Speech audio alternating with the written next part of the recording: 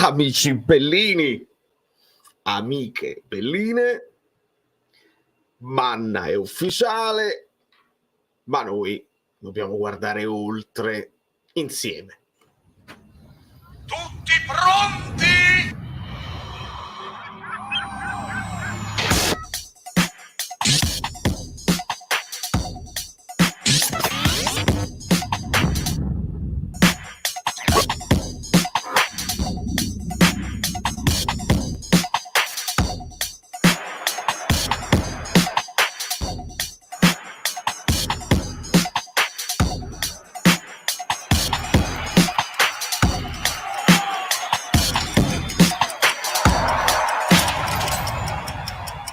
Hai capito io?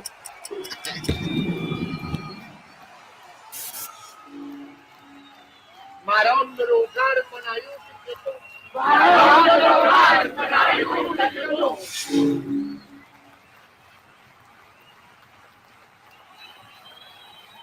Oh sì, caro Francesco, e lo sai che io certe cose le faccio prima degli altri, le prevedo o le voglio scongiurare e succedono. Mazzare nella sigla l'avevo perché era un fatto proprio, sai, l'attesa della live e non c'era altro uomo per fare questo. Poi ne sono usciti altri di meme, ma è notizia dell'ultimo minuto che De Laurentiis è andato a prendere Klopp a Ibiza. Quindi quelli che voglio ringraziarvi tutti, perché le live senza partite sono speciali, sono particolari, e tutti quelli che sono qui sono i miei eroi. E quelli che hanno seguito tutto il percorso, lo sapete che ogni tanto io ho impostato il mio racconto del calcio su cose probabili e plausibili, e ogni tanto mi prendo delle licenze, mi diverto, e voi che mi seguite lo sapete che quando dico delle cose lo faccio più per prenderle alla leggera certe notizie che ci propinano. Alcune notizie non sono nemmeno notizie, sono semplicemente clickbait che loro fanno, e uno ci va anche semplicemente per dire ma che strozzata, cioè, quando esce Klopp è chiaro che è una strozzata, però nel calciomercato tutto è possibile. E quindi io quando vi dicevo prende Klopp con Mourinho, con Go, tutti insieme, qualcuno è riuscito a farlo, il Fatto Quotidiano. Però loro scrivono nel titolo questa cosa qua, poi dopo vai ad aprire il click e dice fantasioso, non è possibile, e allora veramente siete tremendi. E quindi sì, anche Mazzarri l'avevamo messo prima di tutto. Diamo il benvenuto ufficiale a Manna? Assolutamente sì, questa è ufficialità, questo è tutto vero. Volevo controllare solo una cosa, perché dovremmo essere live su varie piattaforme, tra l'altro, tentativo che avevo fatto perché mi avevate detto che si può fare, e allora se si può fare noi piano piano recuperiamo il tutto. E volevo pure capire questa cosa qua, perché non so se invece sull'altra piattaforma era partita, se è partita o non è partita. Starting soon, penso che live su quell'altra piattaforma, vabbè, poi ci ragiono e va bene così. Allora, prima un saluto a tutti. File Mazio, Filemazio, Dion TV, Valentina, Palma, Mirko, poi do il benvenuto tra gli amici bellini abbonati a Francesco, Iena, Marco Lombardi. Voglio andare più veloce perché di solito, sapete, comincio a rispondere a una domanda e mi perdo tutti i commenti e non lo voglio fare. Biagio, prima un giro di saluti generale, Gargaroz, Edoardo, Francesco, Pierluigi, Peppe di Palma, Teresa, lo Stream Elements che lavora anche su quelle altre cose quanto non si possono dire, Elena, Marco, Sergio, Gilles o Gilles, che io mi dimentico sempre, Angela, benissimo, Cortex, Danilo, Enzo Carbone, esatto, avevo letto questa cosa, già le strutture, sì, poi rido, poi piango.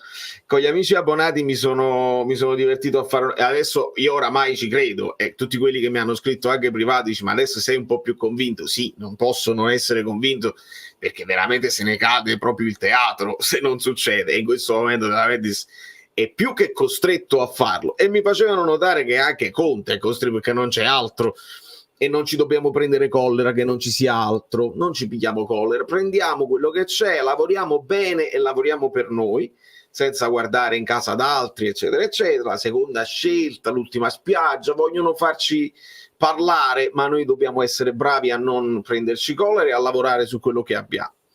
E avevo fatto una ricostruzione inverosimile su quello che potrebbe dire De Laurentiis nella conferenza, perché lui ci aveva detto che farà conferenza il 31 maggio.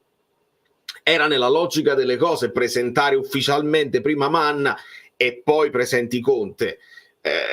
Immagino nella cosa, diciamo, una bella programmazione, che tu fai una bella conferenza stampa con Manna e Conte insieme, che sanno già cosa dire, magari ti fanno una domanda sul modulo, tutta una presentazione. Non lo so se siamo già pronti a questo, perché nel frattempo nel racconto di questa trattativa tra Napoli e Conte ci sono varie cose, e una delle cose, non so se è vera, ma è plausibile, è questa storia delle clausole di uscita, no? De Laurentiis lo vuole cacciare, non vorrebbe poi continuare magari a pagarlo per gli anni di contratto, perché è oneroso il contratto di Conte con tutto lo stipendio dello staff, eccetera, eccetera. E poi potrebbe anche essere che anche Conte può decidere: mi sono rilanciato, ciao, non ti sopporto, oppure non sto bene qua, perché non è detto che stia bene qua. E quindi se questa cosa resta aperta, va sviluppata bene.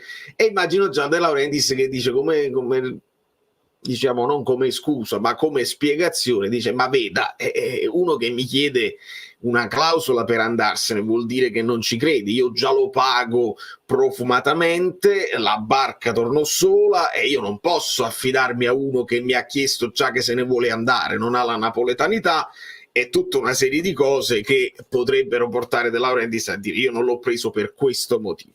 Ma noi non ci pensiamo proprio e siamo già proiettati, altrimenti ci stanno raccontando altro che frottole, proprio ci stanno, è roba da galera. Se non è già fatta e salta all'ultimo momento, galera calcistica. Saluto, continuo a salutare perché sennò volano tutti i commenti. Un saluto Gaetano, Mauro, Andrea, Dadi, Fernando, Armando. Vedi, ci siamo, vedi, funziona, che continui, poi devo recuperare, devo trovare delle cose per quelli che poi si iscrivono su quest'altra cosa qua, qualche altro vantaggio, qualche altra cosa, vediamo, perché di là io poi non lo so come funziona tutta la cosa, mi devo riaggiornare. Un abbraccio a Bra, Francesco, a Maurizio, Antonio, Giuseppe, ammazza Draghi, siete tantissimi. I like, ragazzi, i like beneauguranti per la stagione che se n'è andata e la stagione che verrà. Davide, Giovanni, Clelia, Basket, Alberto, vale, poi ci sentiamo, e Franco, Giuseppe Argento, grande Giuseppe Argento, gli amici contini, Mannini, Bellini, molto bene, ciao a tutti dalla Spagna. Angelo si supporta su più fronti, grandissimo per i pub. E dai, tutti Juventus, passione e amore. Io poi non lo so se questa è una frase, Andrea, se è una frase che tu sei juventino e quindi tu porti così, oppure riporta al fatto che il Napoli sta diventando la Juventus over 23. Emanuele, bentornato, bentornato. E queste sono delle cose. Domenico,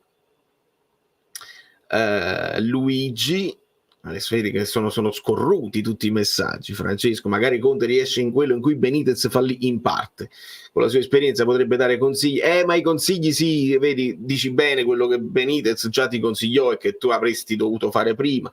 Adesso c'è una situazione un po' diversa, perché lì De Laurentiis era in fitto e sapeva di essere in fitto.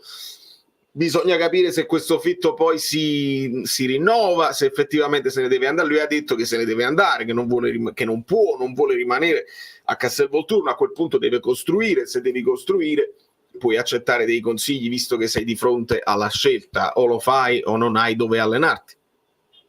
Quindi vediamo. Klopp come Conte. L'unica cosa che serve, faccia fare ai nuovi ADL, faccia fare ai nuovi dirigenti, se no Conte non arriva a Natale. Certo. Vabbè, già l'annuncio di Manna anche per come l'hanno scritto, lui è il responsabile dell'area tecnica, insomma, come a dire adesso se sbagliano gli acquisti non ve la potete prendere con me, e io sono d'accordissimo e sono contentissimo che De Laurentiis la prenda così.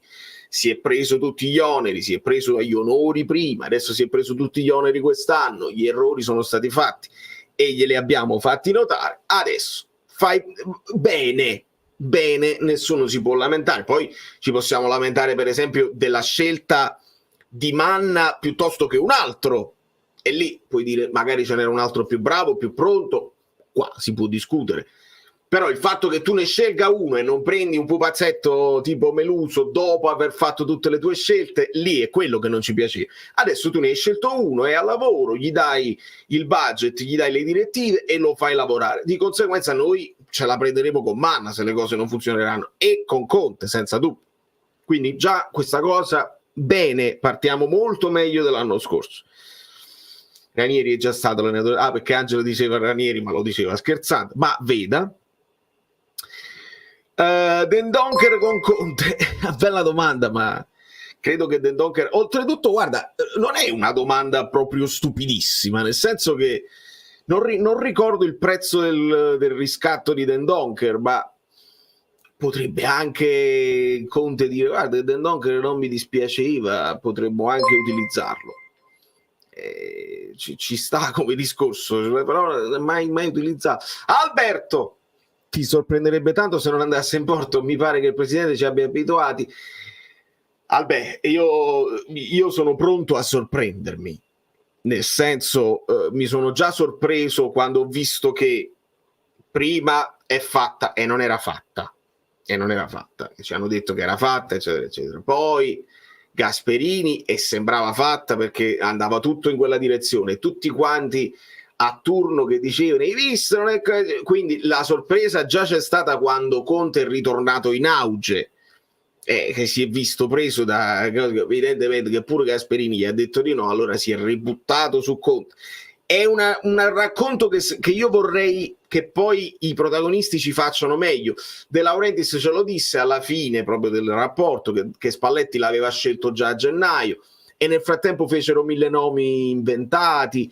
Quindi io sono già sorpreso per la scelta di Conte, onestamente, non credevo, perché rappresenta una serie di... un rischio rappresenta Conte, perché io lo ricordo come si rivolgeva alla stampa, come si rivolgeva nei confronti della società Inter, come ha lasciato la Juventus, ricordo le piazzate anche con il Tottenham, quindi mi sono sorpreso, dico ti vai a prendere a uno di questi, sono sorpreso, però adesso mi sorprendo di più se poi non va in porto, perché vuol dire che proprio ci raccontano proprio frottole, perché lo stanno raccontando in questo momento tutti, cioè pochissimi reduci su Twitter, ma non di quelli del Napoli. Quelli del Napoli oramai sono tutti convinti e tutti compatti, ma sono alcuni che dicono ancora, qualcuno della Juve che dice io sono convinto che viene Conte, qualcuno del mio dice non è detto che viene Fonseca, cioè, qualche residuo, ma io credo che oramai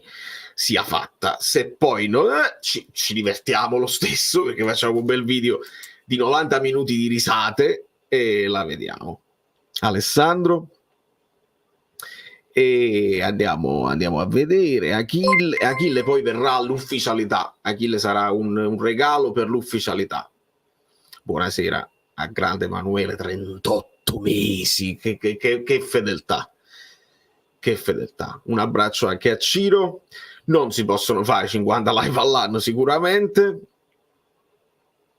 Che spettacolo la presentazione della finale di Conference League, festa spaziale, ma noi usciamo dalle coppe. Sì, in questo momento parte anche la finale, non la guardo perché voglio parlare delle cose nostre e perché Italiano non ci dovrebbe più riguardare, era un nome in auge fino a un certo momento, mi potete insomma istigare e dare degli spunti anche sulla partita se la guarderete contemporaneamente. Ciao Giovanni. E quindi fatemi sapere, anche se non ci dovrebbe più riguardare. Italiano si parla di Bologna come post Motta, gli 83 milioni del mondo, siamo ovunque e vediamo. Io penso che ce la possano fare. L'Olympiakos ha avuto ha avuto una semifinale importantissima dove è andato tutto bene, hanno insomma sovvertito qualunque pronostico, gli può andare bene ancora, non è detto. Io penso che la Fiorentina sia favorita, speriamo per lei. Da una parte io dico speriamo per lei perché è buono per l'Italia, per il ranking eccetera eccetera, e anche per dimostrare che le coppe sono belle, sono importanti. Contemporaneamente io mi mantengo questa cosa che può piacere o no, accetto quando vincono l'Inter, il Milan, la Juve, le squadre che si indebitano in qualche modo, vanno sempre avanti, accetto che vincano loro. Se vince la Lazio, se vince la Roma, se vince l'Atalanta, la Fiorentina, vedo il Napoli arretrare e lì mi dispiace perché vorrei vedere il Napoli almeno come quarta forza sempre. Ed ecco perché oggi vi dirò, si ricollega un nome di mercato che il Napoli secondo me deve fare subito, e non è Buongiorno, perché stanno chiedendo troppi soldi per Buongiorno e non mi sembra nemmeno il caso di tornare da Cairo, Maksimovic, prezzi impossibili. Quindi andiamo con calma e poi ve lo dirò. Allora, dovevo recuperare, ci sono state un po' di donazioni. Nicola, ma veda, forse lei è troppo juventino, altra cosa che ci potrà dire, ma come, adesso volete i juventini, Giuntoli non vi è bastato che ci ha abbandonato all'improvviso, Conte juventino, ma io ve l'ho detto che lui in quella direzione stava andando e lì sta andando.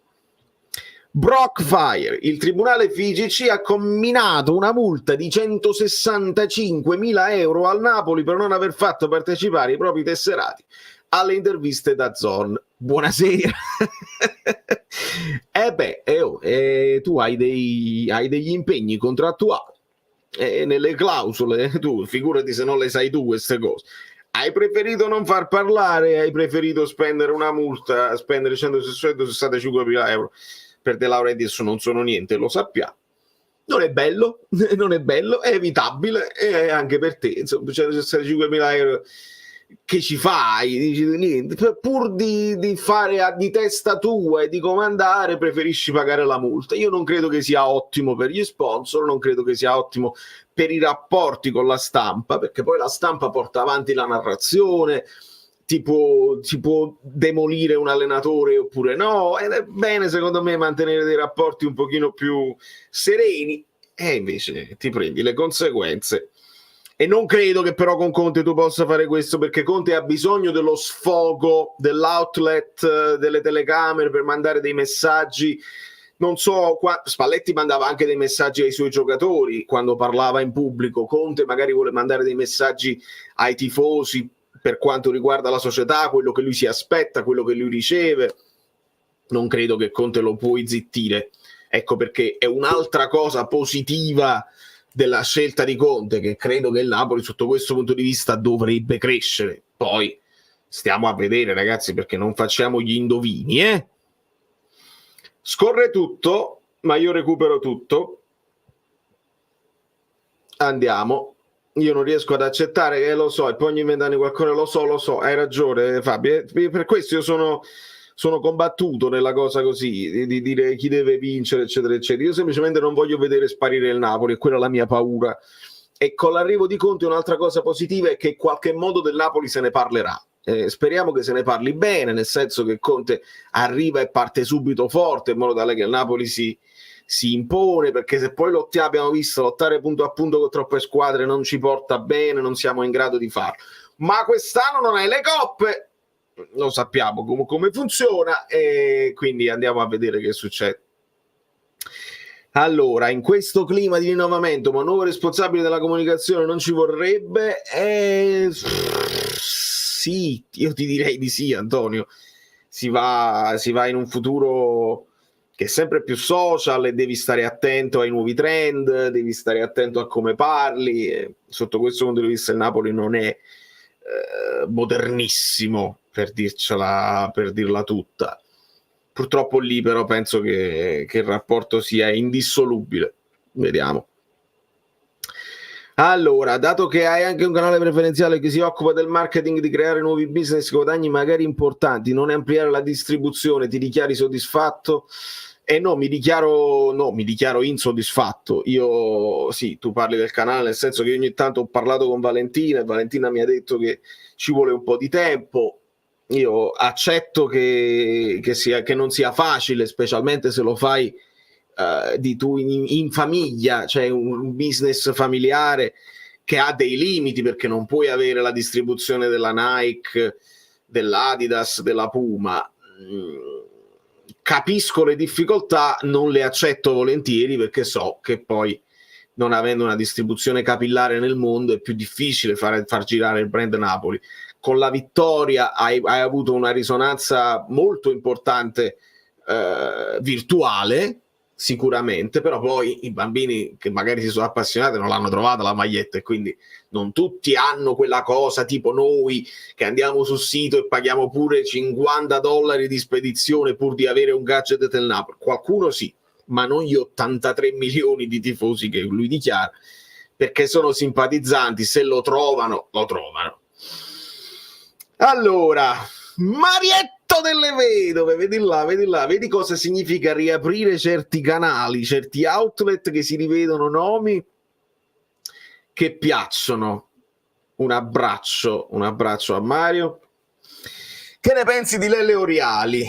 Vlakish, penso bene come figura, nel senso, tutte le volte che tu aggiungi una figura che è di calcio e che anche il fatto che non sia per forza legato al territorio, che sia un ex Napoli, a me va benissimo. Una figura che sia di calcio, magari anche esterna, che però ti possa dare una parola, un consiglio, se tu lo fai fare anche, gli fai fare anche come figura di tramite, ogni tanto mandi lui alle interviste. Ecco, Oriali, stavo per dire, se lo mandi ai sorteggi di Coppa, è una bella figura importante che viene riconosciuta. Cioè, non ci siamo in Coppa, però se il Napoli lo prende io apprezzo, perché è proprio quello che chiedevamo: più figure dirigenziali, meno presenza del presidente, che il presidente, lo sapete, ogni tanto sconfina, scivola su bucce di banana, prende a pugni i cameraman, e questo è da evitare. Un Lele Oriali un pochino più, una figura più elegante, che può rappresentare una crescita sotto questo punto di vista. Poi può essere lui, può essere un altro. Adesso Lele Oriali perché si lega alla figura di Conte, vediamo se De Laurentiis è d'accordo con questa cosa, ma in generale mi piace l'idea. Allora, neanche io credo, evidentemente a Dio le piace pagare le multe. Sì. Comunque quando fa queste cose mi fa arrabbiare tantissimo, e lo so. Oriali che gestì una me lo ricordo benissimo, è girata, perché adesso stanno girando moltissime immagini, Peppe, di Conte del passato, quando era all'Inter o quando era alla Juve, alcune non ottime, alcune uscite di Conte non ideali. Una che sta girando è quando Conte si lamentò di un Bologna-Juventus, dell'arrivo della Juve in pullman col Bologna, e dice: se il Bologna che è una città civilissima, fa queste cose, che hanno accolto il pullman con sputi e tutta una serie di cose di cui si è lamentato, violente, lui dice: io me lo aspetto a Napoli. A Napoli mancava solo l'assetto dei lacrimogeni, eccetera eccetera, c'era la guerra, a Napoli me lo aspetto, ma Bologna che è civilissima, ecco, lì non mi piace Conte uomo del sud, Conte uomo di Lecce, che va contro Napoli, dice Napoli, da Napoli me l'aspetto e da Bologna no. Lì non è bello. E queste sono tutte piccole cose che noi facciamo finta di non vederle adesso, ma se dovesse andare male escono fuori. Lo sapete come funziona, lo sapete che il napoletano è molto permaloso, e quindi ci ricordiamo tutto quando poi le cose non ci vanno bene. Quindi ci ricordiamo tutto, e ricordo anche questa immagine di un Lautaro che esce sostituito da Conte, e penso fosse il periodo dei panini, perché si sentivano, io quando dico i panini voi dovete capirmi e basta, che sono parole che l'algoritmo non ama, anche se è passato, quindi si potrebbe dire. Si sentiva tutto, perché non c'erano i tifosi allo stadio, e quindi si sentiva tutto, la reazione di Lautaro che scalcia una bottiglia, e Conte che dice il calcio te lo dai in faccia, insomma tutto un alterco anche abbastanza violento, e Lele Oriali, figura mediana, che accompagna, diciamo, a sedere Lautaro, e quindi mettendosi in mezzo libera Conte, che comunque un po' per le telecamere, un po' per la sua foga stava andando contro a Lautaro. L'Eleonari in mezzo difende Conte e dice siediti eccetera, quindi prende le parti dell'allenatore, però poi ti chiarisci dopo e si tranquillizzano dopo. Nel momento della partita, ecco, è bene avere una figura in più, quindi questo mi piace tantissimo, anche perché il ragazzo è fumantino e lo sappiamo. Sono tutte corbellerie. Se ti compri un direttore di marketing internazionale con esperienza puoi fare cose dell'altro mondo. Paghiamo milioni per i giocatori, ma un esperto di marketing niente. Sì, si dovrebbe poter fare. Io non so quanto lui abbia capito la potenzialità di Napoli nel mondo come brand, che secondo me, io questo lo dico proprio per lui e anche per il fatturato del Napoli, secondo me ha perso un'opportunità. Adesso non so quanto appeal avrà il Napoli nel futuro. Già Conte si porta dietro una serie di fantasie da parte dei tifosi e riaccende un po' l'entusiasmo. Secondo me è un'occasione persa proprio economica non avere qualcuno che te le fa arrivare le maglie all'estero, ma le maglie è solo un esempio, ci sono tante cose, fai un'academy, fai un incontro con i tifosi, per esempio a New York, che dico con la squadra. Dico New York non perché ci abito, ma perché New York è il centro del mondo. Allora tu prendi là, come io ogni tanto vedo l'Academy della Roma, dici quelle sono americane, ma tu abiti a Los Angeles, sfruttale queste cose, che tu hai girato il mondo e hai comunque conoscenze internazionali perché nel cinema ti sei dato da fare. E queste secondo me sono occasioni che lui potrebbe prendere. Secondo me non ha capito quanto effettivamente ci sta perdendo di soldi. E vediamo, perché non lo so eBay, ma avevo letto una cosa che qua eBay si cambia e diventa Coca-Cola sulla manica. Questo non significa che il Napoli interrompe con eBay, però le premesse io me le ricordo quando presentammo la maglia De Laurentiis che dice ad eBay voi dovete fare i capannoni in Messico così la produzione si abbassano i costi. E no, presidente, là la devi fare tu, perché sei tu che produci la maglia, non lo produce eBay. eBay la distribuisce ma la distribuisce in Italia perché è ebay.it. È lì che non ho capito, è lì che qualcuno non ha avuto modo di comunicargli le cose come sono andate, e là secondo me si è capito una serie di cose, come lui si arrabbiò tantissimo con K, che disse io ho tutti questi tifosi e K non mi fa arrivare le maglie così, Amazon prima, però.it, eBay dopo, però.it, e quindi non penso che hai risolto il problema. Coca-Cola non distribuisce le maglie, quindi quello è un altro paio di maniche, diciamo. Però staremo a vedere, perché non ne possiamo sapere. Io credo di sì, Ellen, credi che Conte sia già del Napoli? Credo di sì, perché altrimenti tanta gente si deve andare a nascondere. Io non sono un insider, non sono uno di quelli che ha le notizie e ve le riporta. Io le notizie le commento. Quando vi dico secondo me è impossibile, accetto che poi diventi possibile e andiamo avanti, ma io non vi ho detto ho saputo che questa cosa qua. Molta gente si è fatta più che debiti con la bocca, quindi se non arriva Conte, che cosa ci avete raccontato?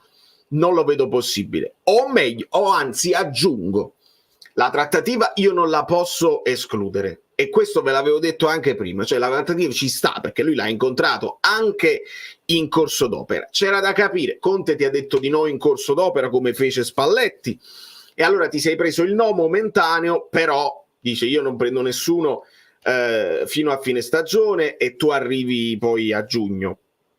Questa era la cosa più logica nella trattativa, comunque illogica di Conte, questa era la cosa più logica.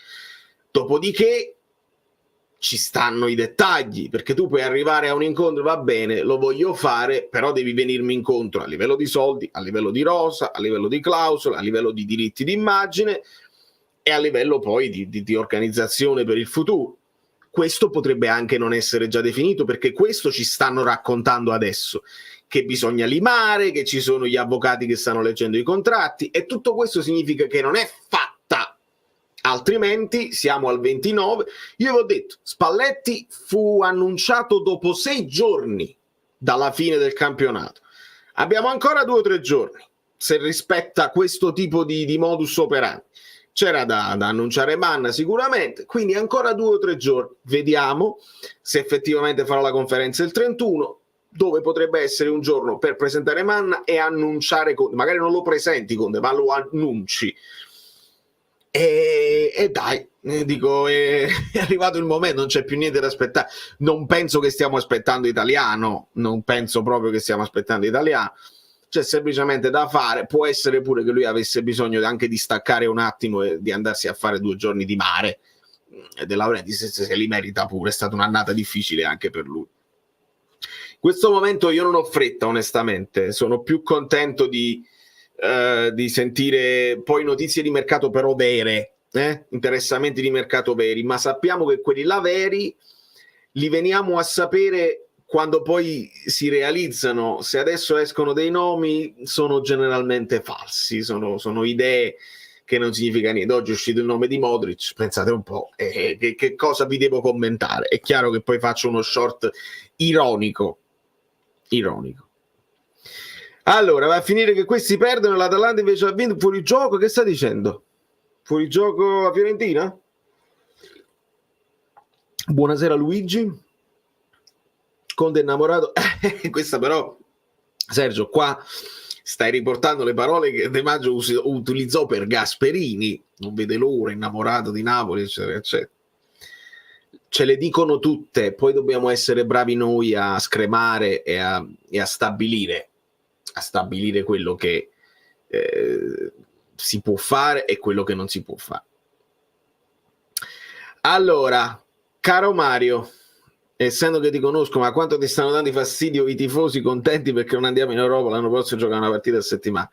Mi conosci bene Mario, lo so che magari tu hai avuto da fare quest'anno, non ci sei stato sempre, ma ho martellato e ho detto fino alla fine: Napoli, vedi di andare almeno in Conference perché altrimenti non rispondo di me stesso. E poi alla fine lo sai, io non vado in escandescenza, la vita continua, il calcio è solo un gioco, però sportivamente sono molto deluso e sono arrabbiatissimo con i tifosi. Anche i tifosi però sono secondo me vittime di quelli che ti raccontano, e te lo racconteranno tutti, anche giornalisti che tu stimi. Anche lo stesso Conte ci dirà abbiamo un'altra finale e ci parlerà di finali quando non sono finali. Ci sono delle cose che io non accetto passivamente, che sono tutte finali, che giocare una partita a settimana è meglio. Facendo dei calcoli, facendo dei confronti, mi sono reso conto che non è vero, non è una verità assoluta, però lo diranno, e lo diranno a tutti, anche i giornalisti che io stimo, eccetera, eccetera. C'è un giornalista che io stimo oltremodo, per esempio, che è Pastore di Cronache di Spogliatoio, e ti faccio questo esempio. Pastore stavano facendo gli MVP, insomma i migliori giocatori, hanno fatto anche della stagione, e hanno fatto anche il peggior giocatore della stagione, i peggiori giocatori, e ognuno sceglieva uno. Pastore ha scelto Cajuste. Ora, simbolicamente tu puoi scegliere Cajuste perché magari rappresenta il mercato sbagliato del Napoli, ma se tu mi dici Cajuste come peggiore del Napoli, vuol dire che le partite del Napoli non le hai guardate con attenzione, perché Cajuste sì, non è stato un acquisto fantasmagorico, ma non è andato peggio di Anghissà come proprio come rendimento in campo. Quindi vuol dire una cosa, io ho tratto questa conclusione. A Napoli, che guardiamo solo il Napoli, non credo che tutti siano bravissimi nell'analisi del calcio, quindi va fatta una distinzione tra quelli che ne capiscono e ti dicono una cosa perché hanno degli interessi, quelli che non ne capiscono e quindi ti diranno la qualunque per ricordare quello che avevano detto e quindi porteranno avanti un loro discorso spesso disonesto, e poi quelli là nazionali che tu ti aspetti dai giornalisti nazionali un pochino più di distacco e di obiettività. Se guardi tutte le partite, devi commentare tutte le partite di tutte le squadre, non tutte le squadre te le puoi guardare bene, quindi non saprai nel profondo quello che è successo a Napoli, come hanno giocato dei giocatori. Io stesso, se non riguardo la partita 2 volte, so di essere impreciso. Di conseguenza anche dei giornalisti che io stimo e che amo, molto spesso mi trovo in disaccordo con loro perché hanno un racconto del calcio che a volte è banale, a volte è sbagliato, e a volte non è condivisibile, quindi è per questo che io tengo questo spazietto qua dove posso sfogare, dire la mia. Non dovete per forza essere d'accordo con me, però almeno la mia la dico. Spesso se sono in minoranza non cambia nulla, però se una persona la convinco che è meglio andare in Europa invece che fare una partita a settimana, perché i giocatori si deprimono, se poi tu ti allontani dalla cosa dello scudetto, della Champions, si deprimono, i panchinari restano panchinari, il brand non cresce perché non fai fatturato in Europa, il ranking non cresce perché ti scavalcano tutti e non ti abitui a fare partite europee che poi un domani ritorni in Champions e ti cachi sotto in un quarto di finale. Se non capite questo, a me basta uno al giorno che lo capisce e sono più contento. Gol fiorentino, nel frattempo che parlavo è successo.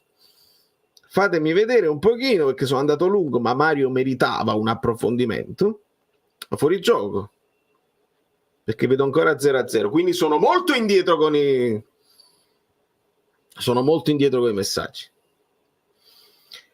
Allora, DC, se mi parli di DC, difensore centrale, Davide? Siamo a mezz'ora, benissimo, ve lo dico subito. Il Napoli deve prendere Hila della Lazio. Difensore fortissimo, difensore giovane, difensore che guadagna poco, difensore che ha giocato bene quest'anno, difensore duttile, l'ho visto anche disimpegnarsi sulla sinistra, però è destro, quindi si adatta. Tudor gli ha chiesto delle cose, lo fa. Hila, lo prendi, non costa quanto Buongiorno, secondo me non dico che è uguale a Buongiorno, ma mi piace di più come caratteristiche, marca bene, imposta discretamente per le partite che ho visto e soprattutto lo togli alla Lazio, il che non è una cosa da sottovalutare per me, perché tu è la Lazio a cui devi dare fastidio, è la Roma a cui devi dare fastidio all'Atalanta, devi dare fastidio alla Fiorentina, a queste squadre qua, perché ti devi riprendere il posto che ti spetta, che è il quarto posto.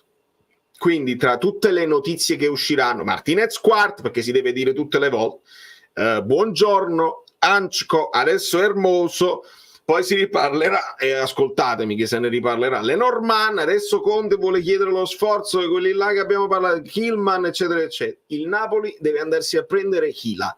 Non lo so la Lazio quanto lo valuta, non credo che possa valutarlo più di 20 milioni, secondo me li vale.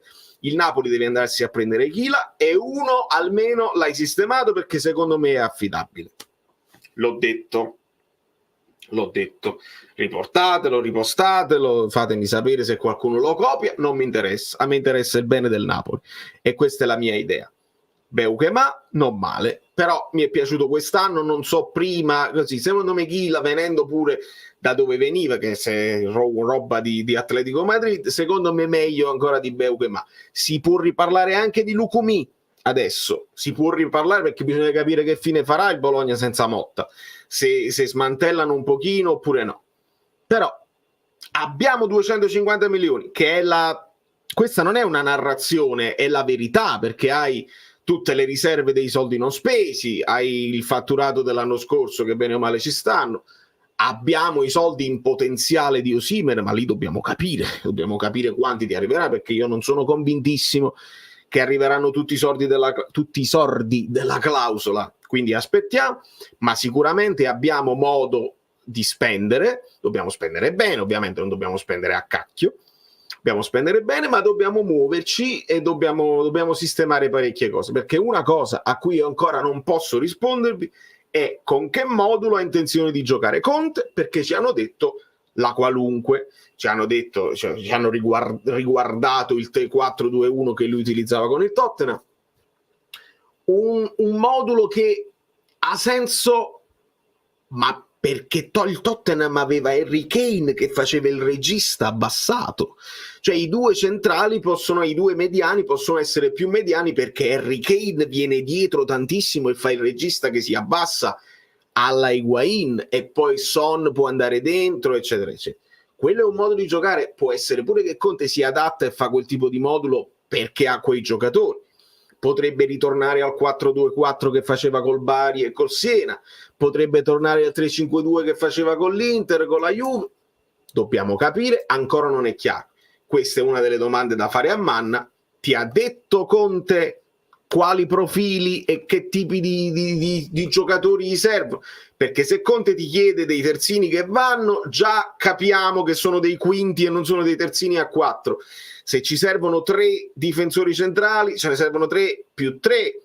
Devi capire quante punte ti servono, se vanno bene tutti i trequartisti che abbiamo. Quindi è molto interessante, cioè è deprimente l'estate perché ti fanno dei nomi impossibili, tu vai dietro al nome e non si fa. Lo Celso, Nadavo. Questo è il deprimente, ma è interessante se invece tu vai a capire i profili che ti servono e ti puoi già immaginare quello che sarà il modulo dell'anno prossimo. No, allora dove sta Kvara? No, Kvara non... no, a te dispiacerebbe, io mi deprimo proprio. Non è pensabile. Non è pensabile proprio. Io non posso fare il tifoso sempre con la calcolatrice in mano, ragionando sul fatturato. Se ti danno 100 milioni adesso, te ne danno 90. Kvara cresce, il valore di Kvara cresce, non si abbassa. Quelli che devi vendere e che dovevi vendere sono i Koulibaly, che era arrivato al picco, Allan era arrivato al picco e altri giocatori. Osimhen era arrivato al picco l'anno scorso, te lo dovevi vendere probabilmente l'anno scorso, era inaccettabile, ma Kvara cresce ancora. Quindi nemmeno a livello imprenditoriale io accetto la cosa, se ti danno 100 milioni, non lo accetto. Tu devi fare in modo che Kvara un altro anno sta a Napoli volentieri per la sua crescita, magari, ecco, con l'arrivo di Conte Kvara può dire questo è un allenatore importante che mi può dare, che mi fa anche curriculum, aver lavorato con Conte. Ma a Kvara gli devi fare il contratto, ma glielo dovevi fare già l'anno scorso. Gli devi fare un contratto che lo fa stare tranquillo nella sua crescita un altro anno e poi ci pensi l'anno prossimo. Ma non posso mai accettare che il Napoli si toglie il giocatore di talento, più di talento della Serie A, perché il Kvara è il giocatore che ha più talento in Serie A. E lo dicono anche i numeri, non solamente le giocate fine a se stesse, lo dicono i numeri proprio. Quindi Kvara non lo accetto, Kvara divento virale. È bellissima Elena, è solo mia, non so nemmeno se perché non posso vendere le cose del Napoli, quindi è solo mia, me la sono fatta fare, cioè, è veramente bellissima. Allora, con Conte sui difensori si andrà in Premier, oramai Braccetti o centrali a 3 sono la normalità, un Dier ex Tottenham andrebbe più che bene, sì, però Dier nel frattempo è andato al Bayern, non lo so se era solo un prestito, questo non lo so, se torna al Tottenham Dier o se il Bayern ci punta, cioè lo ha preso e rimane, anche perché se non erano contentissimi di Kim e di Upamecano, con De Ligt avevano Dier e Dier andrebbe più che bene, anche se anche lui fa l'erroruccio poi decisivo, ma come tutti i giocatori, figurati se mi metto poi a contestare Dier, andrebbe benissimo. Dier. Però sì, bisogna capire che cosa fa il Bayern, e qualcuno mi aveva anche detto Kompany al Bayern e ce lo stavamo chiedendo anche nella chat degli abbonati, ma come mai Kompany non è che ha fatto questa grande cosa? Però Kompany non l'avete sentito parlare, e Kompany è uno di quelli che è sempre stato allenatore anche in campo. Kompany ha uno spessore umano e sportivo superiore a troppa gente, quindi Kompany, al di là dei risultati sportivi, metti all'interno dello spogliatoio un uomo di sport di livello altissimo, e secondo me hanno capito questo, che con Tuchel quello poi è mancato, sarà mancata anche empatia, non le so le cose del Bayern, però Tuchel mi dà l'impressione che è un po' alla Garcia, se vogliamo capirci, la dico lì così, mentre Kompany secondo me è un uomo che i giocatori si buttano nel fuoco per lui, veramente può fare la differenza. Allora, buonasera Hassan, mirabolante chat, fai il bravo, non spammare cose strane che io ti leggo sempre, e avevo letto anche Navaco, che saluto. Allora, sarebbe bello vedere Frimpong con la maglia del Napoli. Frimpong, un peperino tutto pepe. Sì, forte, fortissimo, piace, è piaciuto, però piccino, anche lì piccino, dobbiamo capire se, perché ricordo, ecco io qua richiamo uno dei miei content creators preferiti, che ricordo sempre, non è che continua a fare continua a fare contenuti, che è Neschio. Lo ricordo spesso perché Nesco mi diede una chance quando io non ero proprio nessuno, tenevo 2 iscritti, e Neschio comunque mi invitò in una sua live e io lo ascoltavo parecchio Neschio quando nel periodo con Conte lui disse vinci e vattene, e ci sono diversi video che vorrò riguardare. Probabilmente Neschio lo inviterò anche per parlarci di Conte quando sarà ufficiale, perché voglio capire perché lui stava vincendo Conte, però lui era esasperato da Conte, dalla comunicazione di Conte e da una serie di cose. E ricordo, tra le altre cose, che Neschio diceva: Conte, tu hai dei giocatori di qualità in panchina e non li fai giocare perché preferisci sempre gente di fisicità. Ora, teniamo sempre presente che gli allenatori possono cambiare e crescere, quindi non è detto che faccia le stesse scelte che faceva in passato. Però io credo che uno come Conte, per modo in cui imposta la sua squadra, e spesso se la squadra avversaria è più forte Conte aspetta e riparte, voglia un po' più di impatto fisico, e credo che Frimpong sia un po' troppo piccolino per le nostre cose. Allora, sì, sono d'accordo, poi è simpaticissimo, veramente uno di quelli che ascolto sempre volentieri. Ecco, Dodò uguale a Frimpong, e anche lui piccino, molto tecnico ma piccino. Conte si lamentava della poco presente e poco spendacciona e società interista. Esatto, ce lo ricordiamo, quindi stiamo riguardando un po' tutte le cose che rappresentano il passato di Conte.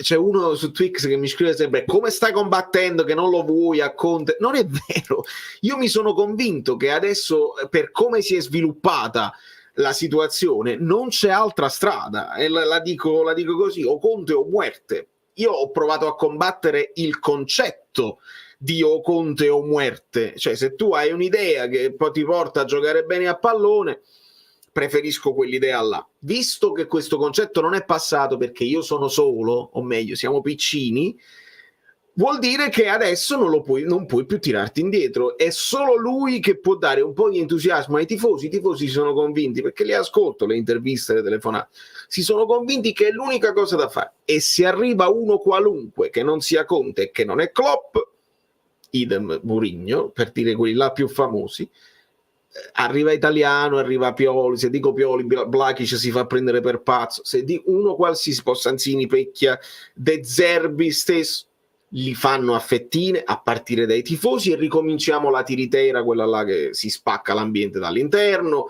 De Laurentiis non sa se lo deve proteggere o se lo deve cacciare subito, e scivoliamo 15esimi così. Quindi in questo momento è un nome che, per i motivi che vi ho detto prima, e questi, è l'unico nome che si può prendere. È l'unico nome che si può prendere. Ci sono allenatori più bravi, meglio, che ci piacciono di più, sì, ma in questo momento è l'unico che puoi fare. E la seconda scelta, non lo so se De Laurentiis aveva un'altra scelta e poi si è trovato coinvolto. Napoli è la prima scelta per Conte? Nemmeno lo so, e non mi prendo neanche collo, non mi interessa. Io voglio che venga, che ci parli chiaro, perché quello che mi piace degli allenatori è quando mi parlano chiaro. Gattuso mi ha parlato chiaro, Spalletti mi ha parlato chiarissimo, mi stava parlando chiaro anche Garcia, Mazzarri un po' meno, mi ha parlato chiaro anche Calzona, e quindi vedete che poi alla fine noi possiamo valutare la media punti, possiamo valutare come impostano le partite, quando fanno i cambi, e a un allenatore ci può piacere più o meno, però quando mi parlano chiaro e io capisco di più di quella che è la società, perché poi alla fine rimane la società, gli allenatori passano, i giocatori passano, ma il minimo comune denominatore che resta, e allora io più riesco a capire della società, più mi faccio le idee chiare, meno mi illudo, oppure più mi convinco di quello che si può fare nel futuro. Quindi ben venga Conte, che lo si faccia parlare, ben venga, ci spieghi, ci insegni, ci venga a portare un pochino di esperienza, perché sicuramente di esperienza ne ha, di carisma da vendere, ed è l'unico che, altro motivo in plus, cioè di positivo di Conte, è l'unico che ti può far rivalutare un pochino questa rosa disastrata, perché rappresenta il comandantismo, cioè se non ci sono tanti leader e se il Napoli non riesce a fare una rivoluzione di mercato, perché devi vendere e comprare, e non è facile perché ci sono anche altre squadre che vendono e comprano, Conte è l'unico che può prendere una Anghissà e dice: che vuoi fare? Perché tu sei forte, ma ogni tanto ti addormenti, che cosa vuoi fare? E Conte ha quella personalità da dire ad Anghissà, dice e Anghissà ti risponde sì o no. È l'unico che lo può fare. Quindi possiamo riprendere quelle che sono le nostre valutazioni sui calciatori. Penso abbiate visto oggi il video della tier list. Giocatori che vanno riabilitati, ringiovaniti proprio mentalmente, e Conte secondo me è uno di quelli che lo può fare. Italiano, secondo me Anghissà lo guarda e dice: ma tu chi sei? Ma tu che hai vinto? Ma tu da giocatore che hai fatto? E questa è la paura mia, perché quello che ho visto, un pochino di presunzione nel gruppo giocatori, secondo me c'è stata a tratti, e lì hanno detto: Garcia non mi convince, non si sono convinti. È arrivato Mazzarri, figurati, ma tu veramente puoi fare l'allenatore? Calzone, il secondo allenatore e in questi giocatori li hanno guardati e hanno detto: ma per favore, che sta stagione è andata, non mi interessa. Per questo dico io.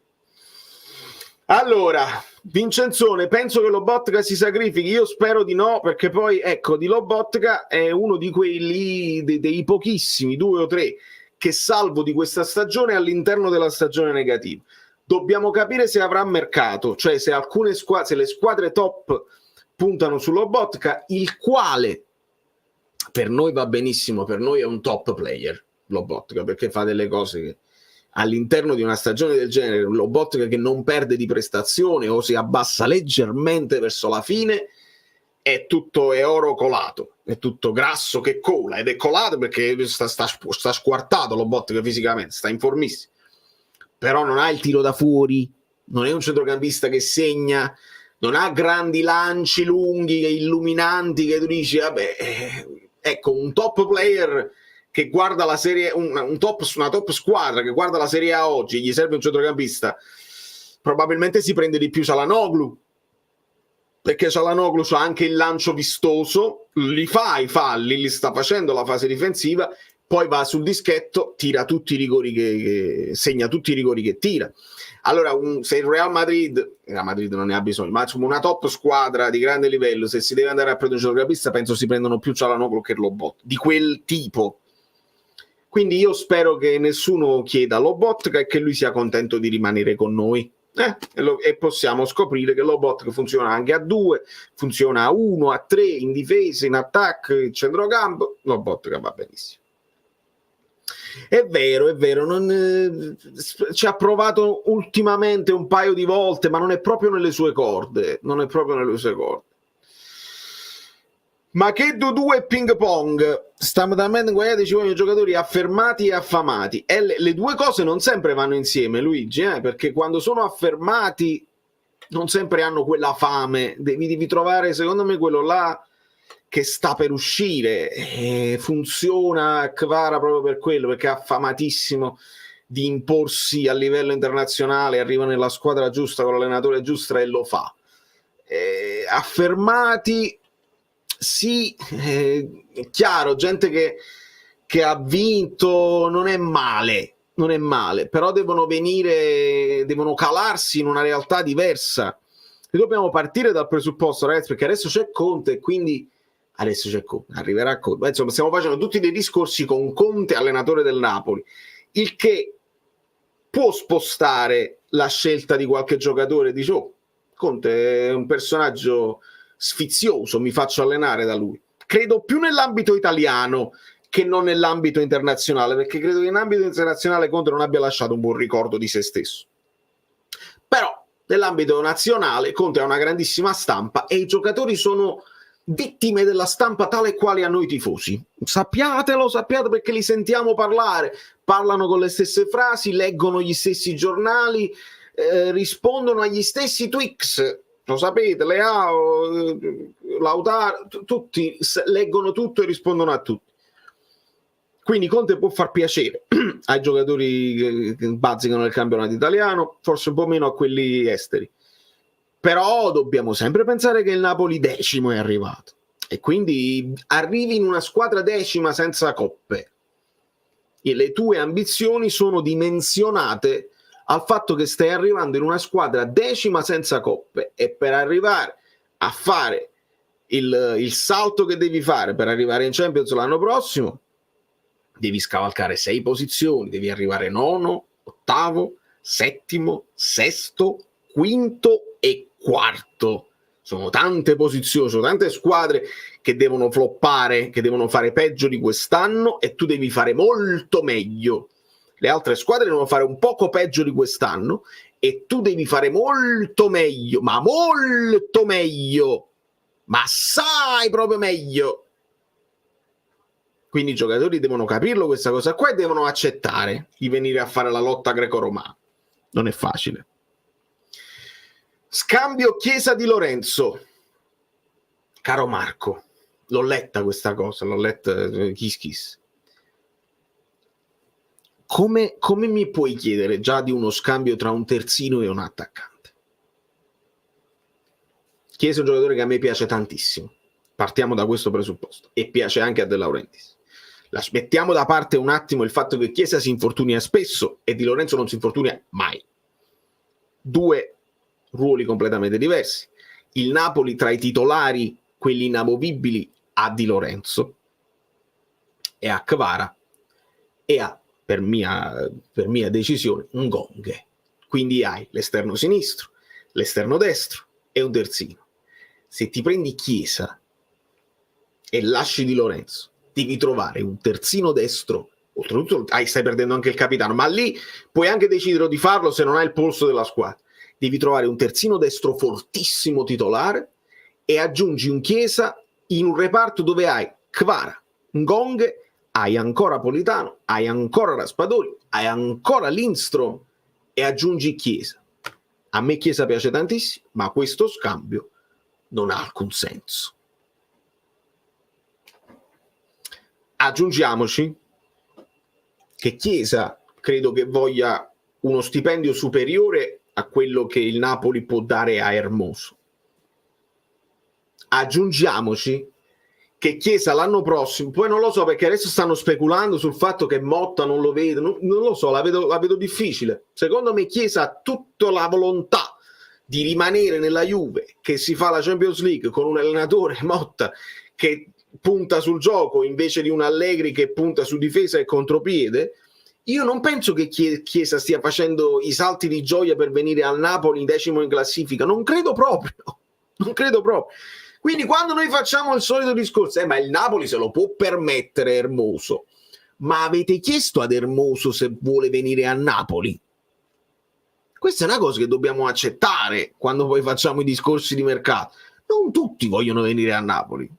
E al di là dei discorsi per De Laurentiis, non è detto che abbiano voglia, che abbiano il mito di Maradona o la voglia di venire al Napoli. Un Napoli che sta sempre in Europa è un conto. Uno si gioca la sua chance, viene, si fa vedere, partite europee, può crescere, può togliere delle soddisfazioni. Un Napoli 10° in classifica, molto meno, signori, molto meno. Io ho dei diritti d'immagine, ho degli sponsor, ho delle cose, glieli devo dare al Napoli. Lui poi me li corrisponde sullo stipendio, ma decide lui se devo fare le interviste. Io ci ragionerei quando facciamo dei discorsi senza pensare all'altro lato della medaglia, che è quelli che poi devono accettare. Prega per noi, Don Raffaele. Non vorrei essere nei panni di Manna, qua si parla solo di milioni da spendere, ma bisogna anche convincere i giocatori. Esatto. Da campioni d'Italia già è arrivato solo con le Viti. Tra l'altro, al di là delle Viti, quello era già un Napoli non più campioni d'Italia, nel senso sì, c'hai lo scudetto addosso, però è un Napoli già disastrato. Solamente noi nella speranza qualcosa può succedere, ci riprendiamo. A gennaio della Laurentiis ha detto adesso facciamo il grande mercato. Si è visto che o il Napoli non ha voluto affondare o comunque non c'era grande appeal di venire a lottare in questa squadra con Mazzarri. Ragazzi, si è scelto proprio di mollare. Il Napoli quest'anno ha mollato volontariamente, ce l'ha detto De Laurentiis, ha anche detto meglio così, quindi lui voleva arrivare il più basso possibile in modo tale che le aspettative per l'anno prossimo non siano di scudetto di nuovo. Qualcuno ce le metterà questa pressione, perché lo stanno dicendo, arriva Conte senza coppa e scudetto, Napoli favorito. Io vi dico di no e non mi prendo neanche collera. Il Napoli deve partire senza pressioni, assolutamente, perché è un percorso lunghissimo recuperare tutti questi punti. I like, perché credo che ci siano anche dei vocali e io devo rispettare i vocali che arrivano. Martinez quarta. Allora, perché avevo letto una cosa. Fatemi vedere. Vocali. Vincenzone.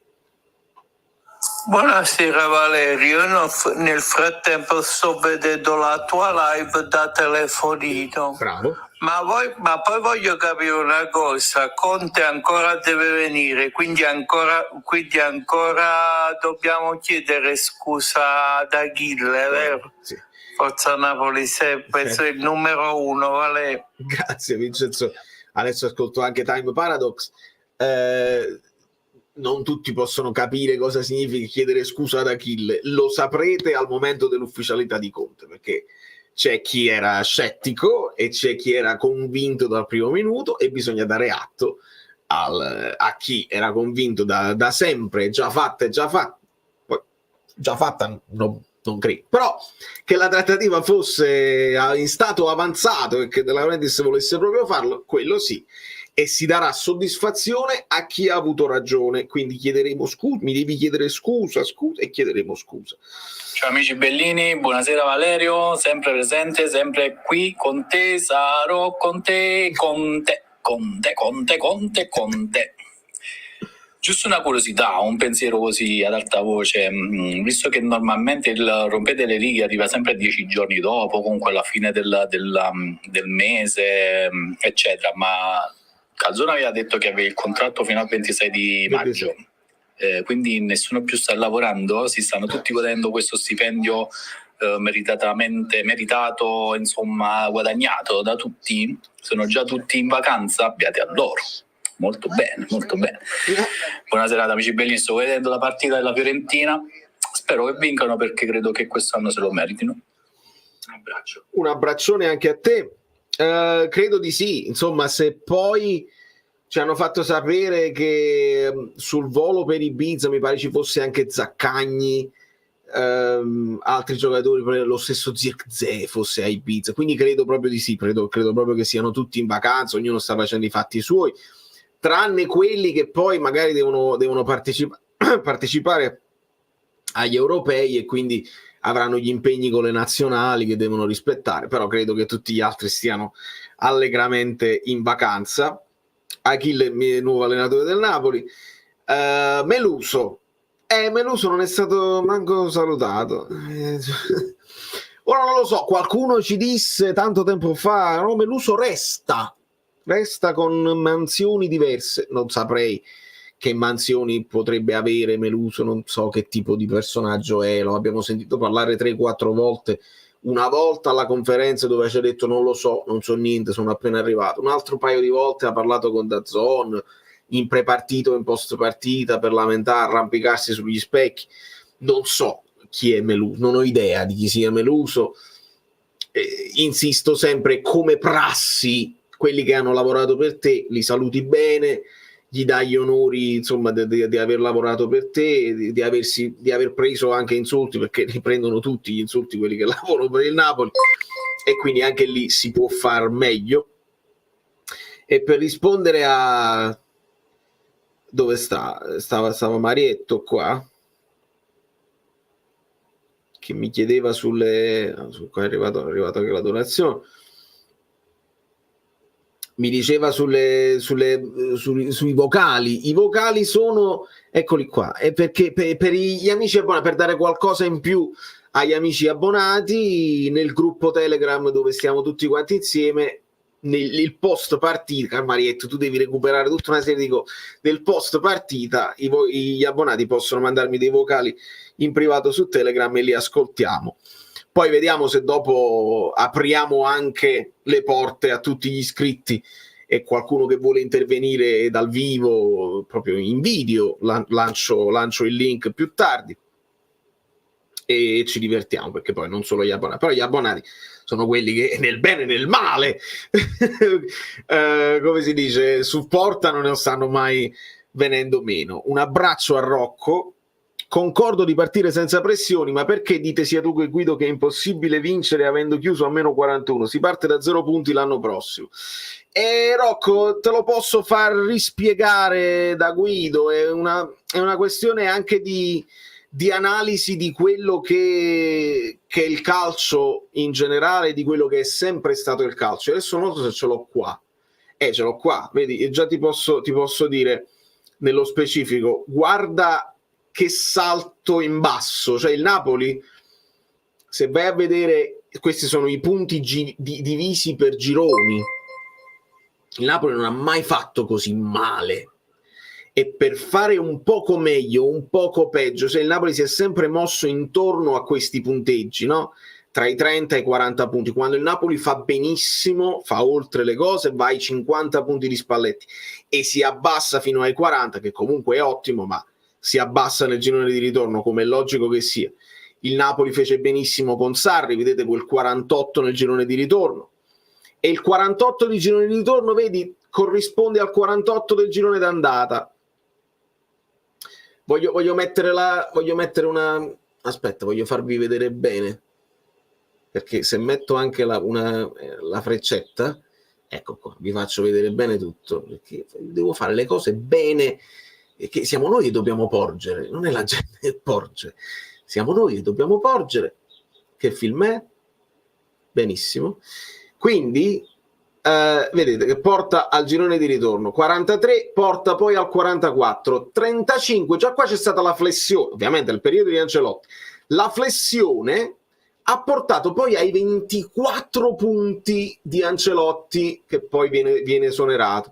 Poi si migliora un pochino con Gattuso, facendo i 38 punti del girone di ritorno, 34, vedi, stiamo sempre nell'ambito dei 4 punti, 5 punti di differenza, 34 nel girone di ritorno, di andata dell'anno prossimo, e poi 43, migliora tantissimo e fa un girone di ritorno pazzesco quel Napoli-Verona. Vedi, siamo sempre nell'ambito del 39, si mantiene e poi migliora, perché sappiamo come è andata con Spalletti. Però il peggioramento qua, poi c'è stata la Slavina assoluta, però la Slavina deve tenere presente anche tutto il resto, cioè che Garcia poi viene sostituito con Mazzarri e tutta una serie di cose. E è possibile, ma è calcisticamente molto difficile colmare un gap così assoluto, perché poi anche le altre squadre continuano a fare il loro lavoro, non è che fai la corsa solo su te stesso, ci sono altre squadre che devi affrontare, ci sono delle organizzazioni, ci sono delle alleanze politiche che si rinnovano e che tu non hai, c'è una stampa che te lo fa fare una volta e una volta non te lo fa fare, c'è all'interno tutta una serie di ambienti che funzionano e che non funzionano, insomma, per una serie di motivi anche storici, anche politici, fare 41 punti, si arriva allo scudetto, si arriva quando Spalletti dice: quel lavoro che avete fatto con Gattuso io lo prendo e cerco di migliorarlo, e si passa dal 5° posto al 3° posto e dal 3° posto al 1° posto. Poi la Slavina, non c'è limite dove puoi scendere, ma risalire ci vuole più che un miracolo. Ma lo so che non è accettabile, è difficile da accettare, perché non lo dice nessuno. Napoli-Verona si può tra la partita. Non è così. Non è così. Conte out addirittura. Umberto, spiegami che cosa intendi, perché non tutti sono necessariamente contenti di Conte. Spiegami per bene qual è la tua ipotesi. È anche vero che è stata un'annata particolare, mai visto una squadra che cambia tra allenatori? Esatto. Stiamo pur parlando del Napoli. Ci sono speranze per Kim, secondo te? Pachito? Non credo che il Bayern ce lo rivenda, non credo che il Napoli abbia intenzione di comprarlo.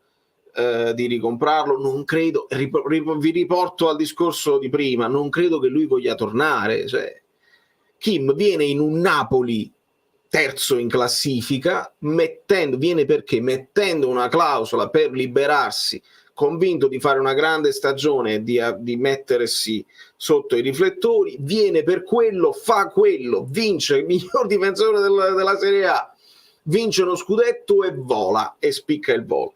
Potrebbe non essere contento al Bayern di Monaco, benissimo, non è detto che sia contento di ritornare al Napoli decimo in classifica per non lottare di nuovo, perché non hai Spalletti, bisogna ricominciare da capo, e quindi non credo proprio che Kim sia un'opportunità di mercato reale. Secondo me sarà importante la preparazione atletica di Conte. Ricordo un video degli Spurs dove erano sfiniti, piace tanto perciò. Spero di risentire le urla in panchina come con il nostro Rino. Penso che le urla le sentirai, perché Conte è uno di quelli. Poi quelli là che si lamentavano delle urla di Gattuso non si lamentino o si lamentino anche delle urla di Conte. Non è che poi vi piace uno e vi piace quell'altro, perché poi sarebbe un illogico. Allora, con la squadra che ha il Napoli, adesso che ha bisogno di almeno 6 o 7 aggiunte di alta qualità, vorrei capire che senso ha Conte come allenatore. Io sono d'accordo sulla qualità che in questa squadra manca. Ti ho spiegato, secondo me, cosa porta poi De Laurentiis a scegliere Conte. Io me la sono spiegata così, cioè De Laurentiis prende un allenatore e spende anche di più per un allenatore di cui si fida, un allenatore di cui si fida un po' tutto il mondo calcistico italiano. Automaticamente nessuno può dire a De Laurentiis: hai deciso di fare tutto tu. L'errore principale, no? Pensare che questa squadra la potesse allenare chiunque. De Laurentiis prende un allenatore che non è chiunque, che è un Conte che ha vinto in altri contesti, ma ha vinto, e quindi decide di affidarsi e di spendere anche per uno, invece di spendere tantissimo per la squadra, perché se vuoi intervenire sulla squadra devi spendere tantissimo, devi fare la rivoluzione vera e propria sul mercato, e non è facile. Non gli do nemmeno tanta colpa della Laurentiis se non riesce a farla, perché non è facile vendere bene, non è facile accontentare tutti. Ci sono dei giocatori che sono contenti anche di rimanere perché hanno il contratto e lo rispettano, vedi Demme, e non è detto che Demme accetti di andare dove deve andare, adesso è arrivato in scadenza, se ne va, ma non è detto che doveva accettare per forza di andare alla Salernitana a retrocedere, perché lo deve fare. E quindi quando tu hai questi contratti, i giocatori sono difficili anche da vendere. Come sono difficili da vendere, sono difficili quelli che devi comprare, li devi indovinare, ti deve andare bene. Quindi secondo me De Laurentiis ha fatto un discorso diverso, ha fatto: almeno io prendo un allenatore che è, tra virgolette, una garanzia ed è rispettato in generale, quindi non mi possono dire: hai fatto lo stesso errore con un allenatore scommessa che magari non ti va bene. Se fallisce Conte, De Laurentiis dice: io vi ho preso Conte, perché all'epoca non si poté dire tu hai preso Ancelotti e hai sbagliato.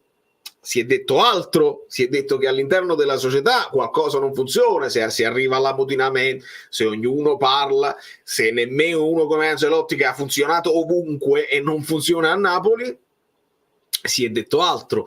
Quindi io spero che De Laurentiis intervenga sull'altro, proprio per non arrivare a una situazione del genere. Cioè, Conte va benissimo, ma amplia quelle che sono le figure dirigenziali. Se Oriali, ben venga Oriali, se riesci a strutturare in un certo modo, e quindi si ricomincia piano piano, ripeto, senza pressioni di vincere subito, però con quella voglia di dire: noi ci siamo ancora, non abbiamo mollato completamente il voler stare tra le prime 4, perché poi quella è la cosa delle prime 4, ci tengo assai.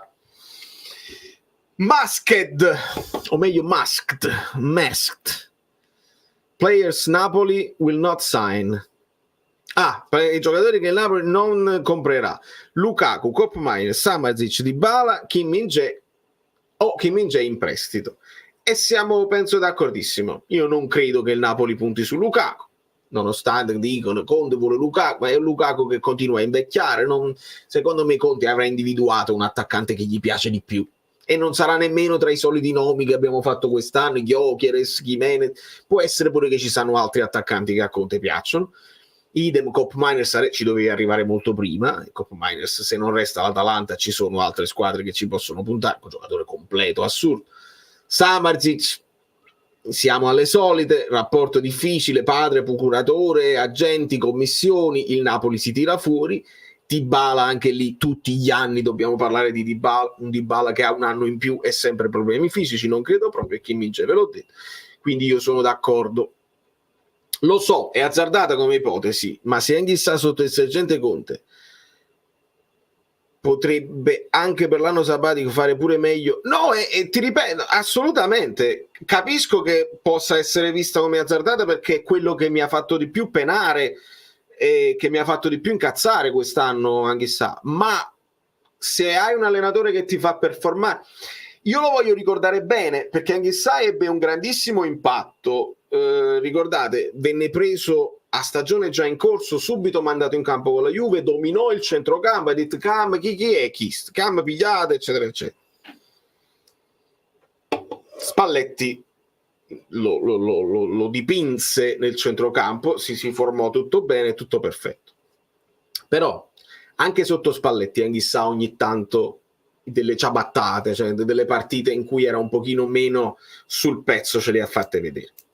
Ora noi abbiamo pensato magari si sta gestendo, magari ha capito di non avere un sostituto, perché è tutto nella testa. Se Anghissà avesse la testa di campioni come Rodri, come quelli là, come Kroos, come quelli là che hanno fatto la loro carriera sempre ad altissimi livelli senza prendersi mai una pausa, se Anghissà fosse stato quello mentalmente, non sarebbe arrivato al Napoli dopo il Fulham. Anghissà ha girato tutti i campionati, si è fatto la Francia, la Spagna, l'Inghilterra e l'Italia. Anghissà sarebbe andato ai Manchester, perché c'è un'altra squadra di Manchester che non vince mai, ricordate, me l'ha detto De Laurentiis, e ha vinto anche quest'anno. Che De Laurentiis dice una cosa, è sempre generoso e porta fortuna alle squadre che sfotte. Quindi Anghissà è quello là. Quindi già all'interno così, però Spalletti era riuscito a farlo performare in modo tale da essere bastevole, era abbastanza per dominare il calcio italiano. Dopodiché si è rilassato completamente, evidentemente pure tutto il contorno non l'ha aiutato, e Garzia prima, Mazzarri poi, Calzona dopo non sono stati in grado di farlo riperformare. Uno come Conte secondo me potrebbe avere questa potenza di farlo riperformare, o addirittura di guardarlo negli occhi, guardare un paio di partite, un paio di allenamenti e dire questo qua c'ha il limite, via, non mi convince, prendetene un altro. Potrebbe anche dirci questo, però li deve vedere, ecco perché non è che fretta 2 o 3 giorni, anche perché devono andare in vacanza, però sarebbe bene farlo il più in fretta possibile, così Conte si rende subito conto, che si sarà già reso conto di quello che si deve fare, di quello che non si deve fare. Sì, della sfotti Anghissà e non che va. Vedi? Questo mi sembrerebbe un'ipotesi auspicabile.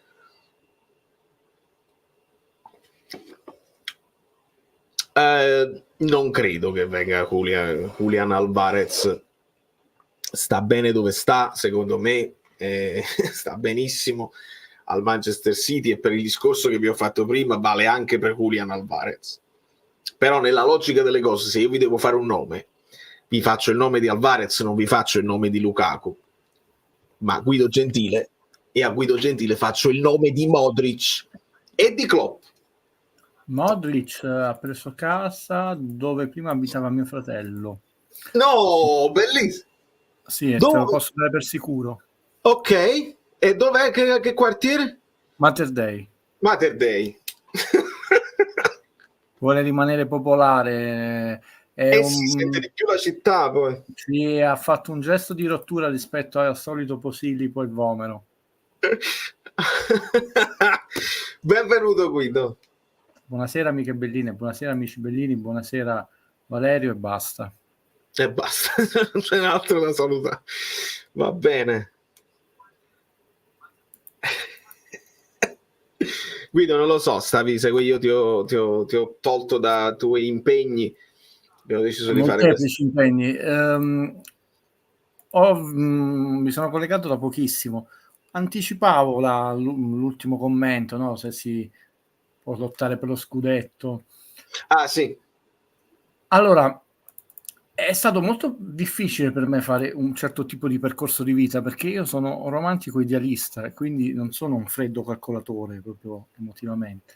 E per me il calcio è stato totalizzante, che non potete manco immaginare, altro che per distacco, eccetera, eccetera. Proprio totalizzante, che non è difficile anche spiegare in maniera forse malsana. Poi sono voluto liberare, no, da una certa schiavitù, perché poi si può evolvere nella vita. Allora, prima considerazione, se voi guardate perché ho fatto questa premessa? Perché poi se uno invece si concentra sui numeri, sulla statistica, eccetera, quindi purtroppo toglie il cuore un attimo dalla considerazione, innanzitutto si nota come la gestione della Laurentiis abbia delle ciclicità costanti. Quindi è un falso mito, non ha mai sbagliato stagione, cosa, è una vaccata che non finisce mai.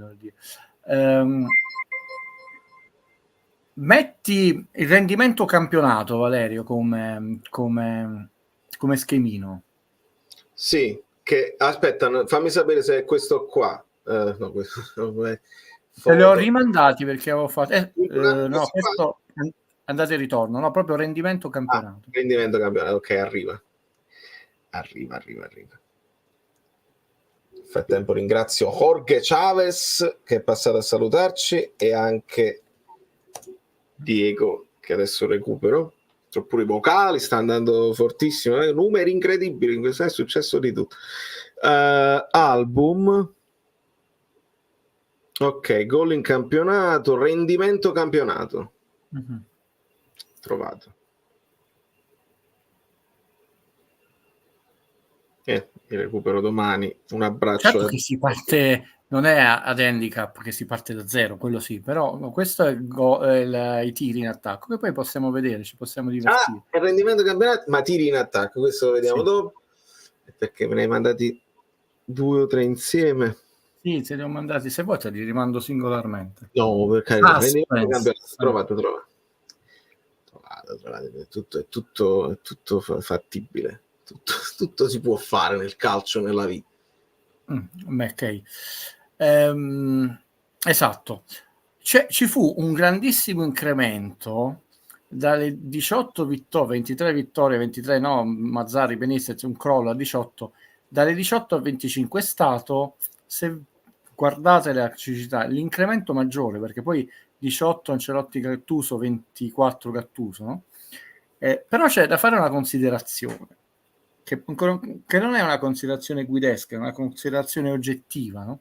Quindi quello è un bel salto, a parte che perdere è molto più facile di vincere, e fare quelle dalle 24 alle 28 vittorie non è 4 vittorie, sono quelle 4 vittorie che pesano parecchio. Significa vincere, non so, 2 volte con l'Atalanta e con la Roma, no? Perdere un paio di pareggi solo le piccole e con gli sconti diretti avere un andamento ottimo, no? Intanto vincere a Bergamo e vincere anche in casa, e vincere con la Roma, andate in ricordo, quel passo in più è difficile, però diciamo quel 18-25 sono 3 partite che ti prendi dalle sconfitte, perché esatto, quel 18-25 che è il salto più grande che abbiamo fatto, però c'è da fare una considerazione che non possiamo fare quest'anno, è che a dispetto della narrazione, soprattutto di alcuni elementi, le macerie, Benitez è stato senza dubbio l'allenatore che ha avuto nell'era De Laurentiis l'impatto migliore, e ha lasciato la cosiddetta legacy.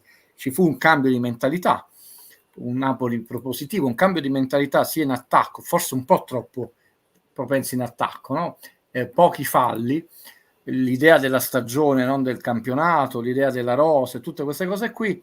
Il Napoli si va a prendere gli scalzi del Real Madrid, ok, però sono gli scalzi del Real Madrid piuttosto che dopo i Val di Fiori, eccetera, eccetera, giocatori che non hanno lasciato il segno. Lo stesso Verdi abbiamo pagato 25 milioni più bonus, non è che ha lasciato il segno, è costato più del doppio di Mertens, cioè, consideratela. No, il punto è che noi passammo sì da 18 a 25, perché la squadra era la stessa. In realtà le macerie, nel senso, era più corretto dire Benitez non si è qualificato alla Champions League, però ha lasciato una mentalità cambiata e una rosa che per 7 anni è durata, no? Perché poi di quella rosa noi abbiamo aggiunto Allan e Isai, no? Sì. È stato un po' più facile, quindi in realtà non ci fu la rivoluzione Isai, ci fu l'inserimento di Allan e passare al 4-3-3, passando però ricordiamoci che fu giunto di Pepe Reina che andarono a imporre a Sarri il cambio di modulo, no? O di sistema di gioco, se no si arrabbiano a Coverciano. Però gli uomini erano gli stessi. Se Benitez, secondo me, avesse avuto un vicepresidente o un Oriali, per dire, anche non necessariamente vicepresidente, cioè un uomo di esperienza, di carisma e anche di, insomma, di carriera, che diceva Rafa, tu stai facendo cose meravigliose, chi ti tocca? Però siamo in Italia, nessuno ti dirà niente, anzi, se poi nel secondo tempo passi al 4-3-3 ti copri un po' e non vai all'arma bianca e continuiamo a cambiare uomo su uomo, cioè. E lì si vede che di nuovo la mancanza di una società. Però ho detto, attenzione, se noi faremo una, non dico piccola rivoluzione, una ricostruzione di alcuni elementi, e paghi Lazio, e tra l'altro è il secondo anno di erosione, perché quest'anno c'è stata una grande erosione. Quindi se noi vediamo questa ciclicità, ci sono delle cose ricorrenti anche nel mercato o nel non mercato, in alcune scelte di De Laurentiis, quindi succede ciclicamente che dice, dopo Sarri noi prendiamo Ancelotti, però dopo il secondo anno di Ancelotti si va male. Per esempio, e chiudo, se vai a vedere i gol fatti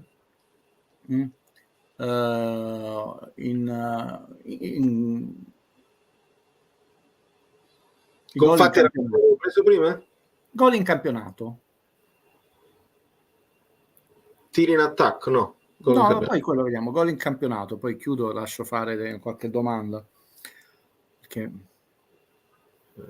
secondo me una delle chiavi di lettura, che poi lo capimmo subito tu e io, di Spalletti, e fu detto anche da alcuni giocatori il primo anno, che Spalletti non rivoluzionò il gioco, l'impostazione di Gattuso. Cioè Gattuso è stato il secondo rendimento maggiore in attacco, 86 gol, escludendosi il 94 del maestro Sarri, l'anno di Mertens che segnava anche da casa sua, con tra l'altro la differenza maggiore. Le macerie, Napoli-Verona, 41 gol incassati, incominciavano a scendere a 50-41, poi 41-31, 31-28, però non si passa da 50 a 28, no? Si passa 46-36-39, il grosso botto 39-54, di nuovo quello è stato l'anno più fantasmagorico, no? Passare da 54 a 32 e anche con tanti gol fatti, ma ricordiamoci con la stessa rosa, lo stesso Higuaín, no? E vedete come Spalletti ha preso l'impostazione di Gattuso, che aveva riportato il Napoli a segnare il secondo miglior rendimento della storia dell'era De Laurentiis, coprendo un po' di più. Ve lo ricordate come giocava? Era un sistema di gioco e un'interpretazione diversa del 4-3-3, lo vedevamo più coperto, infatti copri un po' di più la squadra ma hai segnato un po' di meno, la differenza reti rimane la stessa. L'anno dopo la grandezza di Spalletti è stato migliorare se stesso, ma si è partiti da una base, non si è partiti dalle macerie, quella è la narrazione, col cacchio qualcosa di buono era stato fatto, poi di fatto 77 punti con molti torti arbitrali, quindi per me è molto difficile che passi da 55 a 90 punti, anche perché tranne uno scudetto, vogliamo dire che si vincerà uno scudetto a bassissimo 84 punti, però sempre devi fare da 55 a 84 punti, è lo scudetto più basso negli ultimi anni, perché poi è sempre stato 90, 90, 91, 94, 95, 102, quest'anno 94, a eccezione fatta dello scudetto degli 83 punti del maestro Sarri con la Juventus. Quindi è un po' difficile. Ti ringrazia Rocco per l'analisi che rispetto. Resto dell'idea che Conte sia assetato di vittoria e chi lo prenderà, spero noi, avrà molte chance. No, io non sono pienamente d'accordo, per zero con questa analisi. A Napoli serve una persona affamata. Conte è ambizioso, non è affamato, sono due cose diverse. Ah, bello, questo è sottile, spiega bene. Anche perché Conte è uno che ha vinto e vuole dimostrare che continua a vincere. Chi dice, sai, sempre vince. No, il percorso è la fame che trasmetti, non gente disperata. Infatti noi abbiamo vinto con la fame di Osimhen, che era affamato, con la fame di Kvara. Conte è anche molto egocentrico, no? È sicuramente un uomo, è un allenatore ambiziosissimo che punta alla vittoria. Però attenzione, io non so se verrà, spero che faccia bene, innestarsi nel sistema Napoli non è facile. Qua sembra che la bacchetta magica, invece il gioco di Conte porta tutta una serie di situazioni. Il Napoli quest'anno ha fatto 381 falli, l'anno scorso ne fece 389, era la squadra che l'anno scorso ha fatto meno falli in tutta la Serie A e quest'anno si è replicata. Considerate che la squadra che ha fatto meno falli dopo il Napoli, il Sassuolo 387, è retrocesso. L'altra squadra che ha fatto meno falli è il Frosinone 388 ed è retrocesso. Cioè le squadre che fanno pochi falli retrocedono, no? Come per esempio cambiano gli allenatori nel Verona, non vi dice, se non è la prima è la seconda squadra, 539, 541, sono due allenatori diversi.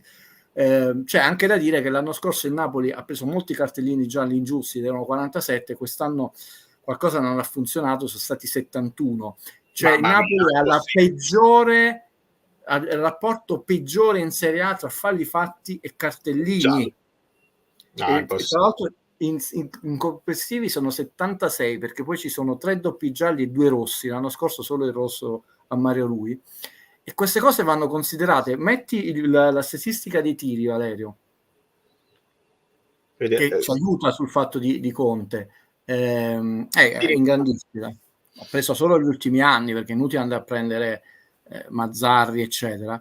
Da quando è arrivato Benitez il Napoli ha cambiato proprio un'impostazione, una squadra un po' meno speculare, una squadra che vuole provare a fare la partita, poi comunque si soffre, non è che io vi faccio vedere la progressione dei tiri fatti, tiro allo specchio. Il Napoli è sempre stato prima in quest'anni, no? E fa quasi impallidire che il calcio champagne, che era veramente pazzesco, e tra l'altro in questi anni il Napoli è anche primo per il possesso palla, no? Altro dato che abbiamo fatto 100 tiri in più rispetto al maestro Sarri 548, molti tiri in meno nello specchio, percentuale bassissima, non che con Sarri fosse altissima, tant'è vero che l'anno scorso che siamo stati vicini, io ve lo diciamo, non dobbiamo allontanarci del 35%, abbiamo vinto lo scudetto, ma il Napoli è la squadra che tira di più in campionato. Considerate che cioè l'Inter che ha vinto quindi ha tirato 594, ma la Roma 476, la Lazio 440, il Milan 562, c'è la Juve 536, c'è 110 tiri in meno del Napoli.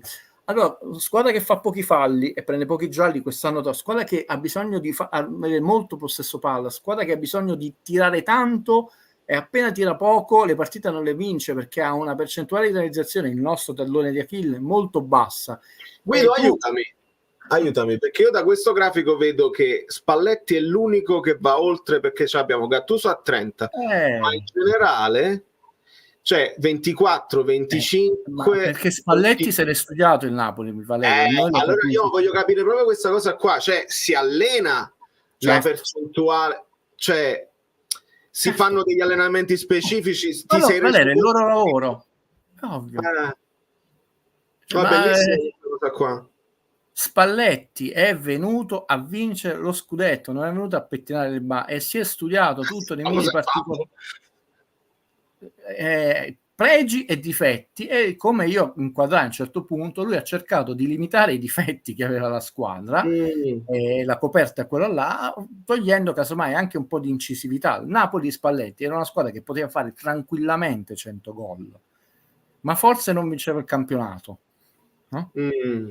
Dovevi vincere il campionato. Il campionato tu devi avere un rapporto ottimale tra gol fatti e gol subiti, e lui l'ha mantenuto. Quindi perché vi ho portato questi dati? Perché mi aspettavo queste domande. Attenzione che più che il 3-5-2, 3-4-3, 3-4-2-3-1, quello che volete di Conte, lui ha un calcio molto aggressivo, molto speculare, molto monoblocco. L'Inter vinse delle partite bruttissime dove Lukaku sembrava un trattore che poi questo inserissi nel DNA di una squadra che ormai negli ultimi 10 anni eccetera cambiando pure gli allenatori, perché Gattuso è totalmente diverso da Benitez, che è diverso da Sarri, come sembra che è diverso, però sono cambiati gli allenatori e non sono cambiate certe predisposizioni. Una squadra che fa pochi falli e noi ci siamo sempre lamentati. Quest'anno con una stagione, stiamo prendendo una stagione disastrosa, una peggiore, 10 punti, e siamo la squadra che ha tirato di più, una stagione disastrosa, segnando pessima, e abbiamo fatto lo stesso pochi falli. Significa che il DNA è quello, non è che non lo puoi cambiare, perché non stiamo parlando di un essere umano ma di una squadra di calcio, quindi attenzione. Però non pensate che uno prende è automatico, ci vuole del tempo, e poi se credi poi nel progetto di cambiare completamente il DNA, dopo Conte prendi Juric, cioè continui in questa direzione qua. Guido, volevo ringraziare l'amico Starving Italian che mi lancia semplicemente degli auguri, più forte salute di Nero e amor, e lo tengo finora tutto a posto. E volevo ascoltare un vocale versatile che magari puoi anche ascoltare con noi e rispondere. Buonasera amici bellini. Vale, io credo che questo fatto del 10° posto sia passato un pochino troppo in sordina. Io credo che anche MSC con il Napoli fuori dalle coppe, senza interviste e le 100 conferenze, quindi meno visibilità, potrebbe anche decidere di abbassare ciò che riconosce a questa squadra, essendo main sponsor, perché visto che le trattative si fanno prima e quindi con obiettivi chiari, il Napoli è fuori da tutto, sai. Spunto interessante, quindi non lo so se hanno fatto un contratto di più anni, magari hanno comunque già stabilito l'obbligo, poi non sappiamo se ci sono degli intervalli, come ci sono gli intervalli di tempo, no? Gli intervalli economici, di cose, non penso che siano contratti bloccati su un solo binario. Certo, io questa cosa non la capisco, Valerio, permetti, perciò poi uno non fa carriera. La settimana tipo, a me sembra una grande vaccata, scusate il termine, perché se tu sei una grande squadra, la settimana tipo è giocare le coppe ogni 3 giorni, le coppe di Lega, le nazionali, le coppe internazionali, la Supercoppa, il campionato, quindi ancora noi siamo nel 2024, però vedi, Napoli avrà un vantaggio la settimana tipo, a parte che quando vanno male le cose, avere quella partita che ti rilancia, far bene. A noi capitò proprio con il maestro Sarri, no? quel 5-0, poi replicato in Coppa, no? Replicato con la Lazio, e ci fu il cambio proprio, non so, di mentalità. Però a prescindere dal cambio di mentalità, cioè se tu sei una grande squadra, allora noi dobbiamo essere una grande squadra, andiamo a prenderci una posizione nei primi 10-15 o no, perché se vogliamo andare in quelle posizioni, la settimana tipo di quelle posizioni da sempre è giocare tutti i giorni più partite possibili, no? Alla fine quest'anno l'Atalanta 5 competizioni l'anno prossimo in più, cioè, considerate che, come diceva l'ottimo Fabio, no? Cioè, durante la settimana c'è la partita, non so, un gran gol di Pinco Pallino, comunque il sito della UEFA lo pubblica, i giornali, cioè tu scompari in quel giorno, si è allenato, affaticamento muscolare per rivelare, ma stai in ottava pagina. Campo 2, e chi cazzo se lo va a leggere? Ma oltre l'aspetto economico a cascata, l'aspetto del ranking, è l'aspetto di migliorativo. Cioè, se Valerio suonasse 10 volte piuttosto che 50, anche quando è stanco, cioè, facciamolo su noi stessi, no? Migliori facendole le cose, migliori confrontandoti con i più bravi e non giocando con i ragazzini terza media a pallone. Ho vinto, hai vinto che hai giocato con i bambini, vai a giocare con gli adulti, poi vai a giocare con gli adulti che hanno più esperienza. Quindi io ci vedo solo elementi negativi, però sono lo scemo del villaggio, come quello che diceva quest'anno che le cose sarebbero andate come sono andate. L'amico Dadi dice, collegandomi al discorso di Guido Gentile, proprio per questo bisogna fare molto mercato, perché quelli che abbiamo, pochi sono adatti al calcio di Conte. Guido, io ho fatto questo discorso, cioè che secondo me, ovviamente non lo so cosa ha in testa De Laurentiis, ma la scelta di un allenatore più costoso, più di grido, secondo me porta De Laurentiis a fargli un discorso, non so quanti te ne posso cambiare, ma tu sei talmente bravo che me li saprai far valere come sono andati nell'anno dello scudetto, anche quelli là che non sono andati bene quest'anno. Io sono in attesa, in stand-by, perché poi le cose possono anche svilupparsi in maniera diversa rispetto al passato. E quindi poi perché fare un'affermazione azzardata in senso negativo o in senso, come purtroppo fanno tutti, eccezionalmente entusiasta e positivo. Se noi dobbiamo guardare il passato recente, non diciamo dalla vittoria degli scudetti con la Juve in poi, perché è inutile andare a guardare la Serie B, e soprattutto poi dal Chelsea, cioè, Conte è un allenatore che fa spendere molto. È uscito un articolo oggi dove valutava che l'impatto sull'Inter è stato devastante, più del doppio il budget per gli allenatori rispetto a Spalletti, oltre 650 milioni spesi sul mercato, un monte ingaggi esploso, eccetera. È vero che ha vinto quello scudetto, una buona uscita faraonica, si dice, però l'Inter ancora si sta leccando le ferite. In un mondo come quello del Candido di Voltaire, nel migliore dei mondi possibili, l'Inter quest'anno col cavolo che vinceva lo scudetto, ma l'abbiamo fatto già questo discorso, in Italia vince chi ha più debiti, e quindi non solo ha accumulato debiti, si sta leccando le ferite, poi Marotta i parametri zero, eccetera, e quindi il lascito di Conte, nonostante un indebitamento mostruoso, tant'è vero che è cambiata proprietà perché hanno dovuto emettere dei prestiti, dei bond che non hanno onorato, quindi cioè, un fatto abbastanza grave da un punto di vista economico-finanziario, quello che succede, però da un punto di vista sportivo a Gravina fa comodo così e va bene.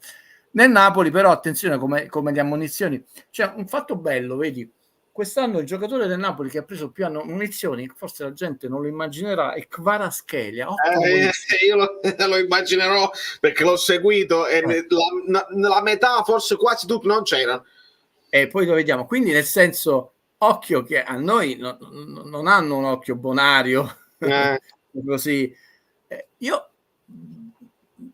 vi dissi che per me la cosa importante adesso è capire se De Laurentiis ha energia o meno.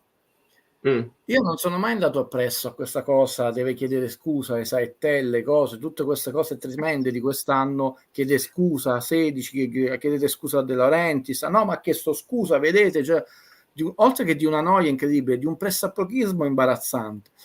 De Laurentiis ha 75 anni, portati splendidamente, ha fatto delle cose buone, cose non buone, nel senso, diciamo, pure lui ha avuto i suoi inciampi in campo cinematografico, non buone, non in senso criminale, intendevo.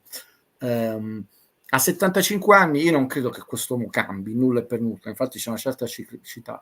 È molto più importante sapere se ha le energie, perché se ha le energie noi possiamo molto facilmente capire che le cose buone, dove riesce bene, almeno per i prossimi anni, continuare a farle, come insomma le parolacce, cioè di continuare a farle. Se non ha le energie, beh, cominciano a venire meno anche le sue qualità e le cose meno buone prendono possesso. Perché dici, ma questo che c'entra con Conte? No, c'entra, perché tutto parte da questo, no? Noi stiamo di nuovo andando all'idea, arriva l'uomo solo al comando e ci salva nel mondo.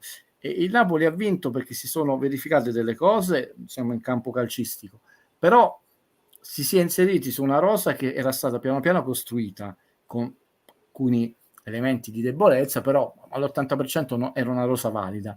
Si era rimesso in carreggiata con Gattuso, Spalletti ha fatto qualcosa, era l'anno di lancio massimo di Giuntoli, e poi Spalletti ha fatto delle operazioni molto importanti.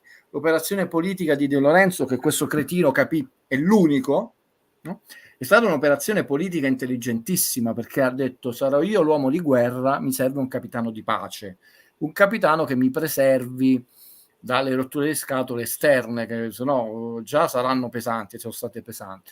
A un certo punto ha blindato la squadra all'interno di Castelvolturno, prendendosi le frecce, cioè lasciando fuori quella che dovrebbe essere una certa dirigenza, eccetera. Allora, per esempio, riguardo a Conte, io più che Conte, sarei interessato a capire se poi il lascito di Conte, è chiaro che Conte deve andare in Champions, ma anche se Valerio allena il Napoli, è una banalità dire che cosa deve fare il Napoli, deve andare nei primi 4, un'altra frase vuota. Se per esempio, vedi, inseriamo una figura come Oriali, che noi non abbiamo mai avuto e ci manca, il lascito di Conte, se mai venisse, scudetti o meno, eccetera, e se poi una volta finita l'esperienza di Conte, io vado molto avanti, la società si rende conto che quel tipo di figura a questo punto è, a prescindere dal nome, no? Può cambiare, Conte se lo può portare al Real Madrid, per esempio, diventa irrinunciabile. Perché ti ha fatto capire che è una figura che fa rendere meglio i giocatori, diventa una figura che stempera un po' certe situazioni della dirigenza, cioè una figura che porta plusvalore da un certo punto, e plusvalore porta qualche punto in più. Allora quello incomincia a essere, dal mio punto di vista, come analizzo il calcio, un elemento importante, però mi rendo conto ancora una volta che sono lo scemo del villaggio, perché la gente dice vuole Conte, prendiamo questo terzino, eccetera, ma noi dobbiamo andare alla fonte. De Laurentiis ha le energie, sì o no? Perché se non ha le energie e sta prendendo l'allenatore più pagato così per togliersi di mezzo la stampa, per fare roll-in, eccetera, beh, soprattutto per le finanze del Napoli, è vero che è una squadra, diciamo, virtuosa, però è anche una squadra che non fa indebitamento, che non fa aumenti di capitale da mai, ne ha fatto uno quando sta in Serie C, che valuta il suo bilancio, il suo investimento in base ai risultati sportivi, l'ha sempre fatto. Poi vi faccio vedere una cosa sui minuti e io incomincio a valutare scusate, tanti aspetti, tante sfaccettature che non interessano a nessuno, mi rendo conto e vi chiedo scusa, però interessano a me. Ho detto, sempre se dovesse venire lui, quello è uno dei cambi. Se tu fai il paragone, Valerio, i minuti giocati di quest'anno, i minuti giocati dell'anno del Gattuso Macere, Gattuso out, vediamo una cosa molto carina, fai questo paragone, mettilo ai nostri amici. Allora. Perché questo è un altro elemento di ciclicità che poi è avvenuto negli anni. Ve lo posso far vedere che è avvenuto proprio con costanza. Minuti. Questo è Bakayoko, quindi quello là di Gattuso? Sì. Questo sarà impossibile da leggere. Io mi rendo conto che non c'è un altro modo. È giusto. Poi non so io a memoria. Sì, è precisissimo, eccetera. Poi i colori significano il tipo di indisponibilità, no? Se è la munizione fisica, Covid, Coppa.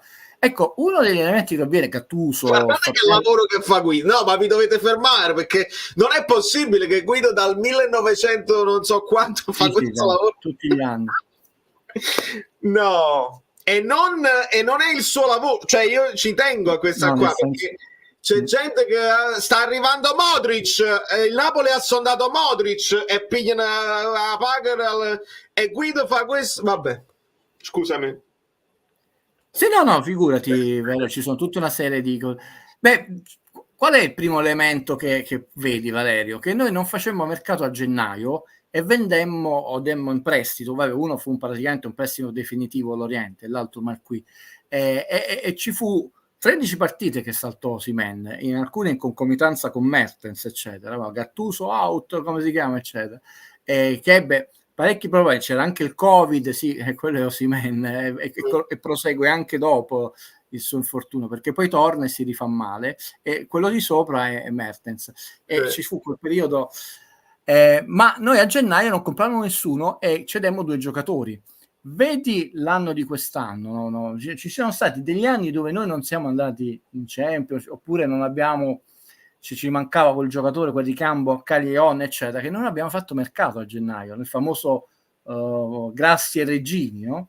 Come no? Quell'anno allora, cedemmo Zuniga, De Guzman e Riquet e prendemmo Grassi 0 partite, Reggini. Questo è quest'anno, no? Quelli verdi sono i giocatori verdi, significa che in quel momento non erano nelle nostre disponibilità, sono stati acquistati dopo, e comunque tra l'altro è molto ridicola la situazione di chi, quando io vi dissi in diretta, me lo ricordo benissimo perché sto con voi, ragazzi, ma non ci credeva manco De Laurentiis quando ha detto quelle cose, che lui li deve valutare, eccetera. Dan Conker, che ha uno stipendio altissimo, superiore a quello di Demme, ha fatto 32 minuti in campionato e non gioca dalla 23. Vabbè, ma è finito il campionato. Questo doveva essere acquisto, come Traoré, che era facilmente immaginabile. Non stiamo bocciando, non stiamo dicendo che sono degli scarzoni, stiamo dicendo che non sarebbero serviti. Lo disse anche Caratelli, noi dovevamo fare solo un acquisto. Però per quest'anno ci sono state fatte delle cose, come sempre, una certa ciclicità. E chi dice Mazzarri ha avuto un sacco di partite, Osimhen di meno, molte meno di Gattuso. E Gattuso ebbe una striscia lunghissima e non fu aiutato nel giro di ritorno, dove comunque fece il record di punti come seconda squadra e per un pareggio poi alla fine.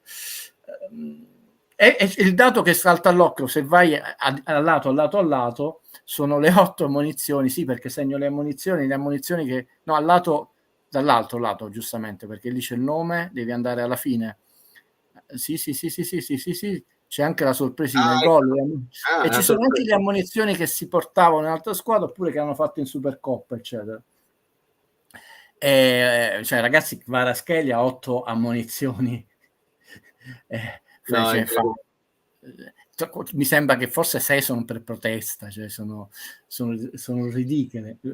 Juste che iniziò male, vabbè, era solo sì, ce l'ho dalla notte dei tempi questa cosa, che è molto lungo da fare e sono numeri ufficiali, perché poi ovviamente non si provano con nessuna trasmissione. Se vedete 10 trasmissioni sono 10 numeri diversi, quello quanti minuti ha fatto Simeone.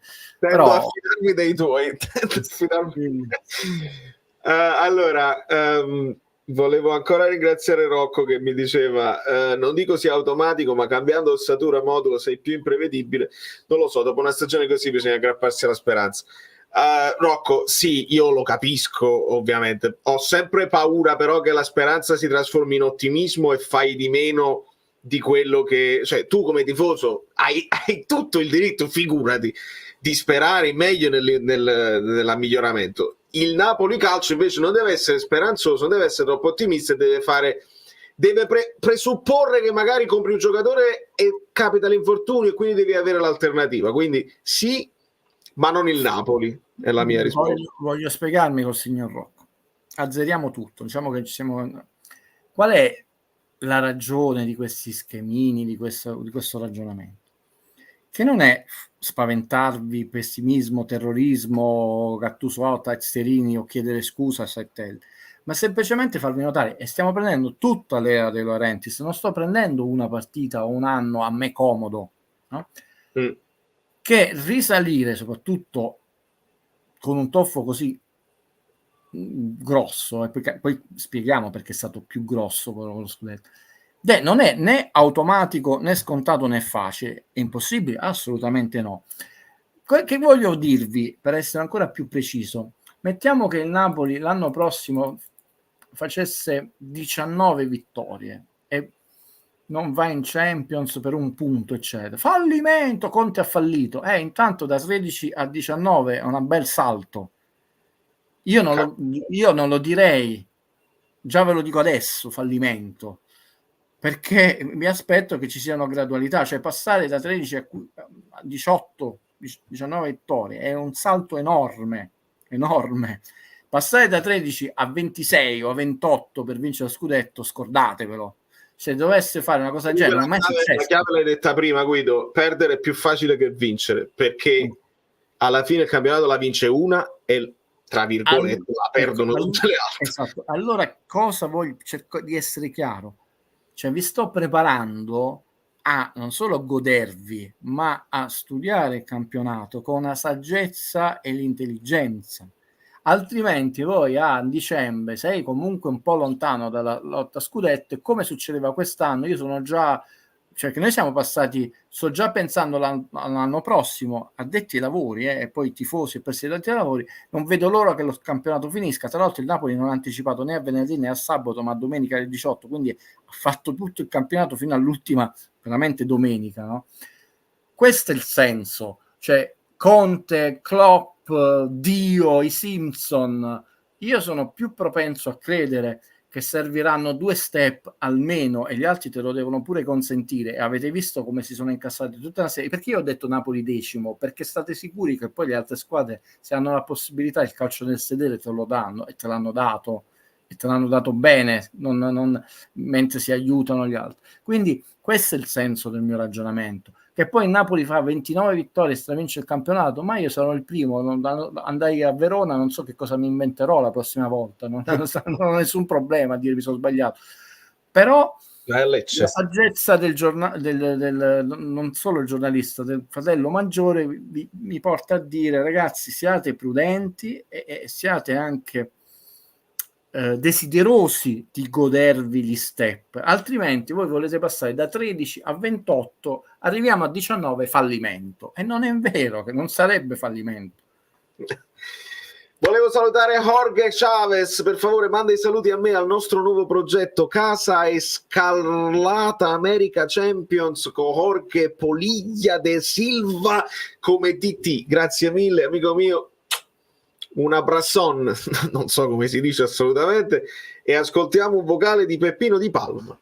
Vale, appurato e considerato che dovrebbe essere Antonio Conte l'allenatore del Napoli, secondo te come andrebbe a lavorare sui nostri o quelli che restano dei nostri per andare a riparare i vari deficit che abbiamo avuto?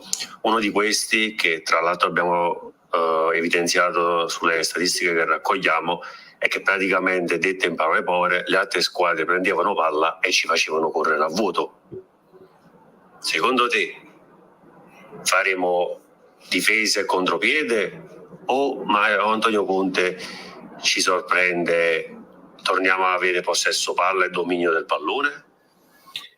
La domanda è legittima, Peppe. Oltretutto, insieme ai tuoi dati, questo dato del correre, perché i chilometri fatti non significano mai che per forza stai correndo bene, a volte stai correndo dietro, e mi ricordo la frase che mi disse proprio Peppe, fondamentalmente facendo il confronto anche con tutte le altre stagioni: abbiamo tirato male, ed è proprio quello che fa vedere anche Guido con i suoi dati, cioè ne abbiamo tirato tanto e male senza mai prendere la porta. Gli avversari ogni volta che tiravano prendevano la porta, erano anche gli ultimi dati che portava Calzona. Sì, abbiamo tirato proprio male, cioè 100 tiri in più del maestro Sarri, ma 100 tiri in meno nello specchio.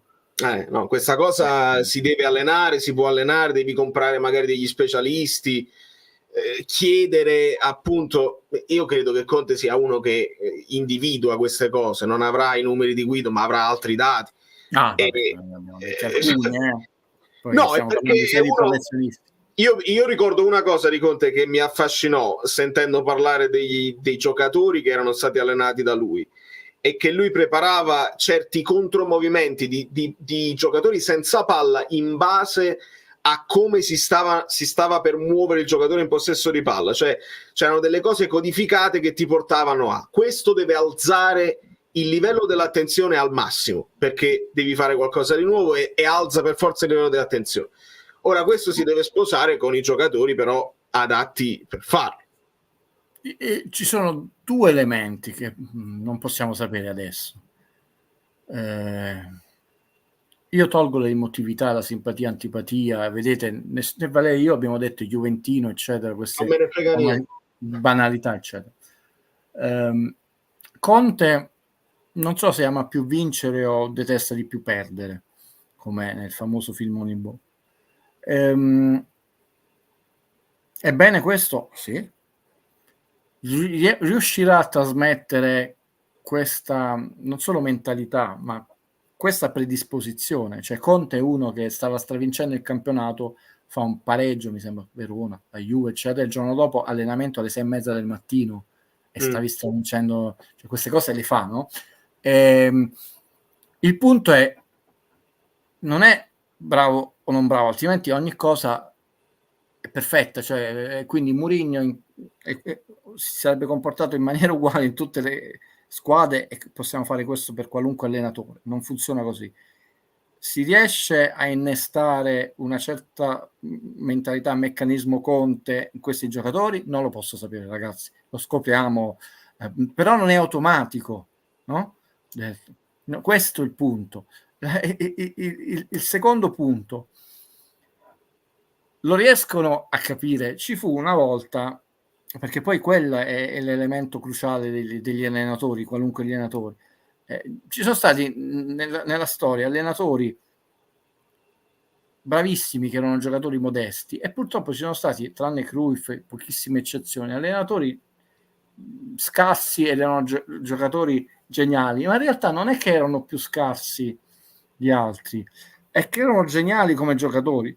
Questa cosa la insegnò, e ve l'ho già raccontata, Larry Bird, che non ha fatto una grande carriera come allenatore e probabilmente all'epoca è stato il più nero dei bianchi, e non è una frase razzismo, era credibile, anche se io sono lakersino, perché lui spiegava le cose, per lui erano chiare, era tutto chiaro, il talento cristallino con quelle mani eccetera, però la squadra non lo seguiva. Allora attenzione, che non è di nuovo automatico. Sto dicendo che le cose andranno male, di nuovo ragazzi, no, che andranno bene non lo posso sapere, vi sto dicendo prudenza, non è un bottone automatico, cioè le conclamate qualità di Conte, anche lui i suoi difetti, no? Però qualità che ha manifestato vincendo, cioè, non sono automatiche nel sistema Napoli, a prescindere vedete, dal sistema di gioco, dai falli, cioè, perché ti devono capire e ti devono seguire. Lo possiamo capire già dall'estate, anche se poi ormai non funziona più, si dice il calcio d'estate non conta, abbiamo visto che adesso già in estate vedi gli scriccolii chiaramente tranne quando non sono 20 riserve, stanno tutti ancora in vacanza, quindi io ti ho detto non sono prudente, sono in attesa, ma in un'attesa di saggezza, perché mi devo esporre a una vaccata, a dire una cosa, se vuoi pure io dico, quelli hanno detto Modric, Bellingham ha comprato casa da Valerio, però farà la sponda New York-Napoli ogni settimana per giocare. Cioè, il ragazzo è giovane, non soffre nemmeno di fusi orari, tranquillamente. Vincenzo ci dice: buonasera Valerio e Guido, siete bravissimi, eccezionali, però state parlando di Conte come se fosse già arrivato. Facciamola prima firmare, prima di parlare di lui. E io non ti do torto, Vincenzo, però chiedo anche a Guido, nel momento in cui si sbilanciano nella totalità, oramai tutti, dopo aver detto l'opposto prima, però adesso stanno tutti sul treno, nessuno lo nega più, penso che oramai, cioè, fammi spiegare bene, chiedo pure a te, l'operazione è da definire, però la trattativa c'è, può saltare secondo te? Sì, però ci sono due elementi positivi per Valerio. A parte che io mi sono stato invitato, nonostante dico a Valerio non invitarmi, sarà Pioli l'allenatore del Napoli, facciamo una live e parliamo dei pregi e difetti di Pioli, cioè, quindi non è un problema, noi non siamo ideologici. È evidente che nonostante le tante panchine e non poco prestigiose in Europa, citiamo solo per dire Liverpool e Manchester United, ma non facciamo l'elenco, ormai lo sapete, non vado oltre il 2 per non fare quello lì. Non ha avuto molto appeal, la separazione col Tottenham è stata un autogol di Conte. Pare che al Milan poi alla fine non abbia preso, perché poi Conte non ha mai fatto molto bene in Europa. A questo punto che sta fermo un altro po', però vediamo. De Laurentiis, questo è il mio problema, non vorrei che lo prendesse perché è condizionato dall'ambiente, se lo deve prendere perché c'è un ragionamento serio di entrambe le parti, se si può innestare bene nel sistema Napoli e non c'è una crisi di rigetto, ma se lo prende come è successo per Mazzarri, che adesso quello lì lo critica, ma lui aveva detto che era giusto, che era l'ambiente, non è molto bello, non è molto signorile fare così. Io non so se gli devo credere là De Laurentiis, perché il calcio è bugia e penso che De Laurentiis non faccia eccezione, ogni tanto ci porta a spasso anche lui. Però diciamo, io ho l'impressione che ultimamente si sia fatto un po' condizionare, ho l'impressione, può anche non essere voglio capire, però quello sarebbe un punto chiave per capire il futuro, cioè se De Laurentiis veramente si è fatto prima influenzare contro Garcia, poi dopo ha cambiato idea perché si è reso conto anche che le statistiche dicevano che con Mazzarri e Calzone si è peggiorato. Voglio capire se sta leggendo un po' troppo Twix o no. È quello che io ti dicevo, cioè io devo capire se lui ha ancora energie o le ha perse, perché se ha ancora energie noi sappiamo quello che farà bene, perché insomma ha 20 anni adesso di di esperienza nel Napoli, è quello che purtroppo non possiamo sperare che di colpo, eccetera, perché poi lo conosciamo. Però questo sospetto, no, lieve, senza nessun pregiudizio, c'è. Adesso lo vedremo. Comunque possiamo Ma non parlare c'è un momento in cui scalano le energie e delega, lo dico a bassa voce, delega un pochino, nel senso che presentazione di Manna e dice Manna è responsabile dell'area tecnica, cioè gli acquisti, il mercato non lo deve fare De Laurentiis, non deve andare a parlare lui direttamente con Pozzo e lascia un pochino fare più ad altre figure. Ma io spero che, ti dico la verità, che a volte dei racconti di Laurentiis siano stati falsi, che poi lui si è preso la scena per dire no, ma l'ho fatto io, eccetera, quando in realtà sappiamo che sono stati fatti da Bigon, Giuntoli, eccetera, perché che è un po' per vanità, voglio sperare, che poi in realtà credo lui che dice Gong l'ho portato io credo che poi, anche perché è alimentato da troppi colleghi questo mito di De Laurentiis che fa 3.000 cose al giorno, ma ripeto, non è che lo stiamo sminuendo, per quanto tu puoi essere bravo, dormi poco, dormire meno di me, avere abilità, essere anche molto rapido a fare le cose, però a un certo punto sei un essere umano, no? E in più mi rendo conto, io se potessi delegare molte cose non lo faccio perché sono De Laurentisiano, lo faccio perché non ho le possibilità, ma non sai quanto mi piacerebbe, è perché a volte quando l'ho fatto poi la gente non fa le cose e tu ti trovi messo maluccio perché hai detto io ero sicuro, no, che tu avevi mandato quelle mail perché te l'ho detto di farlo e adesso io mi trovo che non ho il tempo per farlo, lo faccio e rischi di sbagliare, di fare dei refusi, eccetera. Quindi magari il grande leader è quello che si circonda di staff di altissimo livello, lo vedi dalla politica al calcio. Io credo che una delle, diciamo, il calcio e bugie, che a volte, insomma, cose che ci ha raccontato non sono state vere, anche perché proprio diventa umanamente impossibile che tu stai da ovunque. Altre invece sono vere e lo vedi nella lentezza. Cioè, qual è il grande difetto della società sportiva Calcio Napoli? Quello che secondo me, l'ho sempre detto, che è una società così snella che è una scelta e io non, come sapete, non la critico perché se quella è la scelta mi permetto di dire sbagliata, però se è snella deve essere rapida, deve essere quella che si intrufola prima in determinate situazioni, non ti prende il campione Modric ma ti scopre prima il campione, non puoi essere snella e lenta e deve essere Real Madrid perché ovviamente prima di mettere insieme determinate cose e poi sono contratti enormi, ci sta, non puoi essere plurimiliardaria indebitata e anche essere rapidissima. Ecco, questo è il difetto di Napoli, che a volte è stato, abbiamo tantissimi esempi della storia, quindi vediamo adesso quello che succede. Per ora la gente, chiudo, mi rendo conto che ha voglia, c'ha fame perché di sapere il nome, di avere il nuovo allenatore, ma perché viene da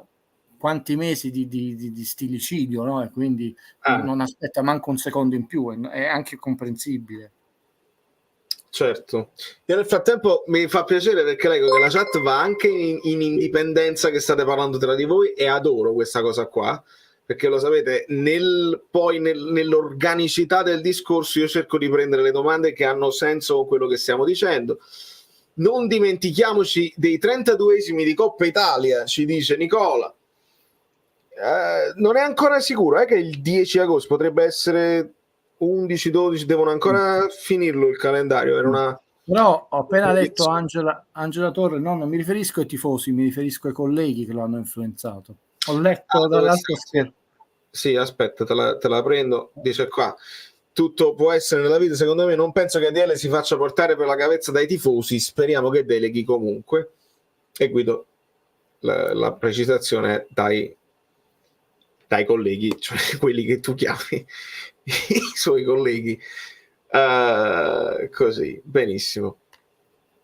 Io lancerei il link a chiunque voglia venirci a salutare, a tutta la chat, lo metto là, e perché mi fa anche piacere. Fortunatamente non abbiamo impegni lavorativi, non abbiamo, Guido ce li ha. Valerio, tu pensa se viene Conte a Napoli, no? Con Manna, sì. Tu hai la Juve, quella original, e Giuntoli è andato lì per dire vinco io, no? Perché è ovvio che deve far fuori Allegri, no? Non può essere la Juve ibrida, no? La Juve 2.0, che è quella, l'evoluzione, l'upgrade, il miglioramento della Juve, no? Marotta che si è portato lo stile Juve all'Inter, è una Juve young, very young, forever young, no? Con un giovane dirigente e l'uomo che ha iniziato il ciclo, quindi è Juve contro Juve contro Juve, è meraviglioso, abbiamo juventinizzato la Serie A così. E in tutto questo, allora allarghiamo, facciamo cronache di spogliatoio che parlano di tutte le squadre. Il Milan come lo inquadriamo?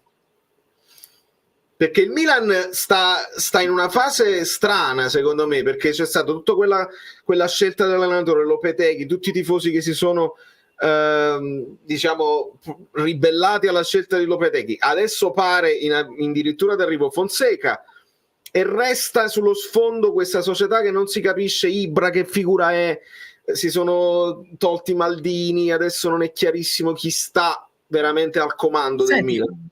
Noi capiremo, è una bella domanda questa, ragazzi, di Valerio, non perché dobbiamo farci i complimenti a vicenda, perché capiremo fra qualche anno se questo sistema che è in voga nel baseball più di qualunque altro sport è stato portato in quel bellissimo film così è troppo esagerato, però non lo so perché è bellissima sorpresa. sì, e chiudo, Valerio, che è quello di valutare tutta una serie di parametri, no? Non solo gli algoritmi, di estremamente freddi e scientifici. Sarà il futuro è vincente, oppure se nel calcio serve la muriennaggine, per dire, no? Cioè, a un certo punto la cacchiata, l'imprevedibilità, perché comunque certe cose non sono istintive, ti vengono perché tu hai respirato l'erba, il sfogliatoio, eccetera, oppure se poi diventerà veramente tutto così computerizzato.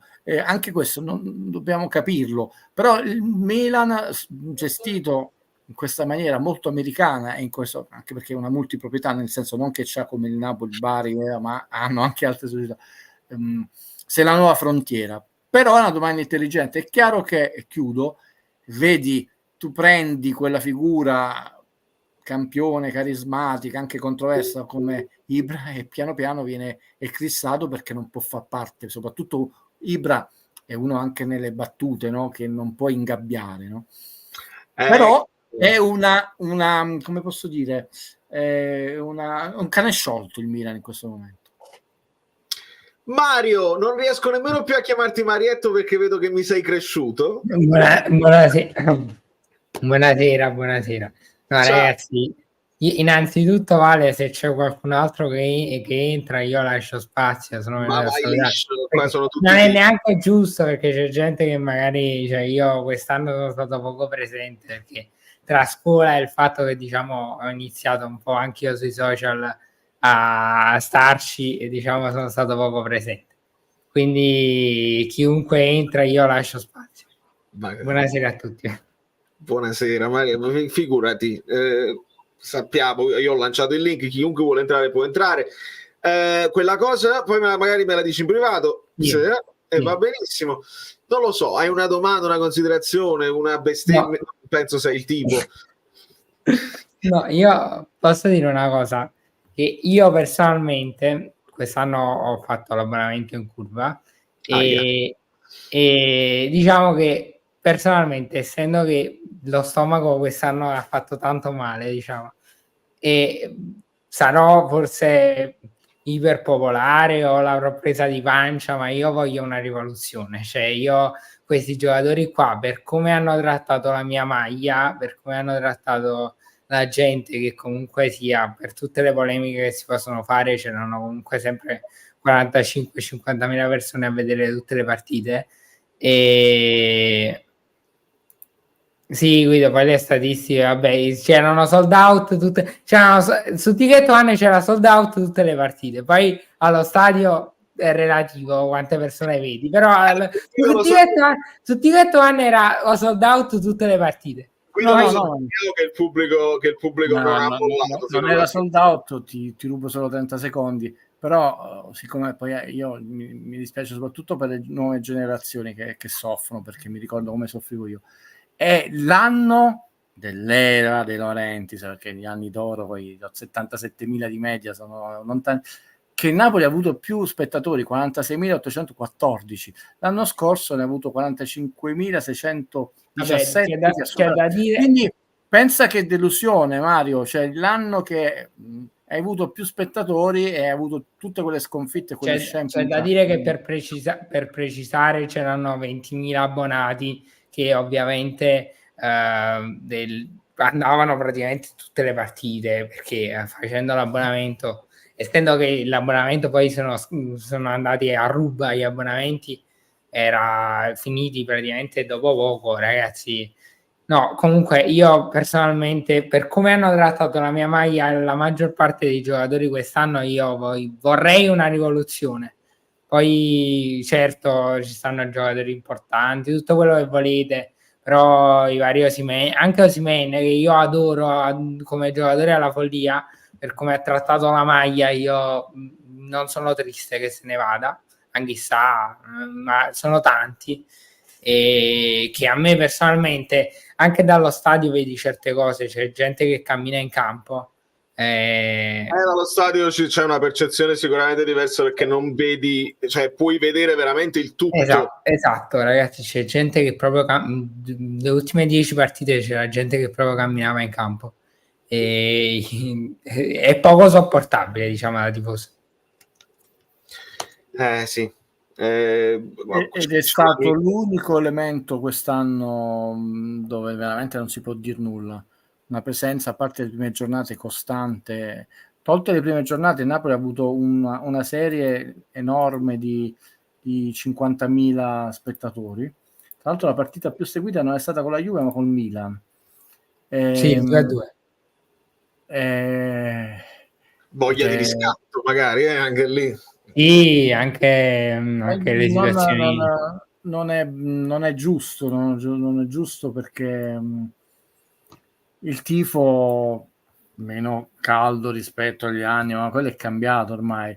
Comunque non si può neanche più fare il tifo come lo si faceva. Diciamo, non è venuto meno, ragazzi, con un campionato dove a novembre tu eri già in vacanza, tranne l'ultima partita Napoli-Lecce, 25.000 spettatori, ripeto, noi abbiamo avuto cioè Napoli-Monza 50.636, Napoli-Inter 51.000, 52.000 la Juve, Frosinone 51.177, Napoli-Genoa 50.550, Napoli-Entin 50.500, cioè noi abbiamo avuto una serie di 50.000, non è giusto perché il pubblico, nonostante il distacco che è aumentato, è arrivato a 40 punti e passa, ripeto, l'ultima partita non ha disertato lo stadio.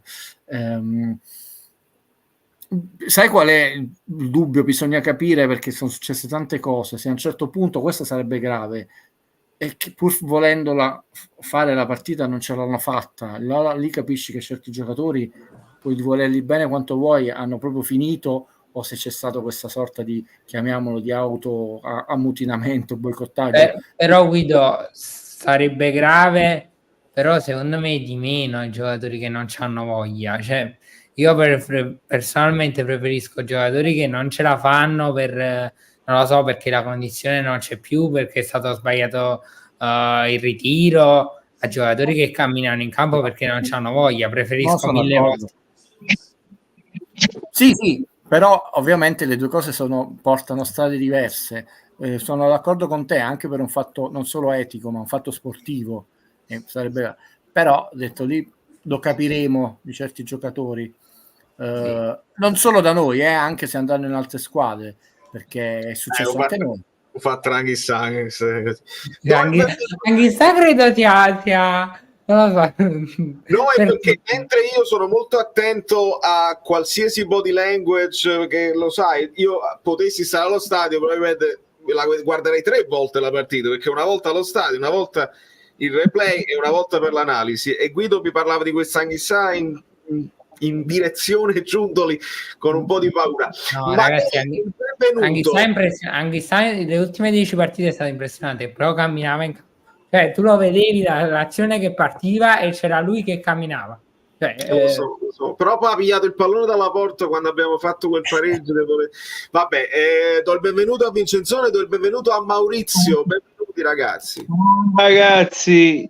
Buongiorno, buonasera a tutti. Maurizio, che mi dici? Tutto a posto. Io sono anche io da questa parte dell'emisfero, sai, io sono della Carolina del Nord, quindi Ok. siamo vicini. Insomma. Grande, benvenuto. Le considerazioni, vai liscio, poi dopo Vincenzone.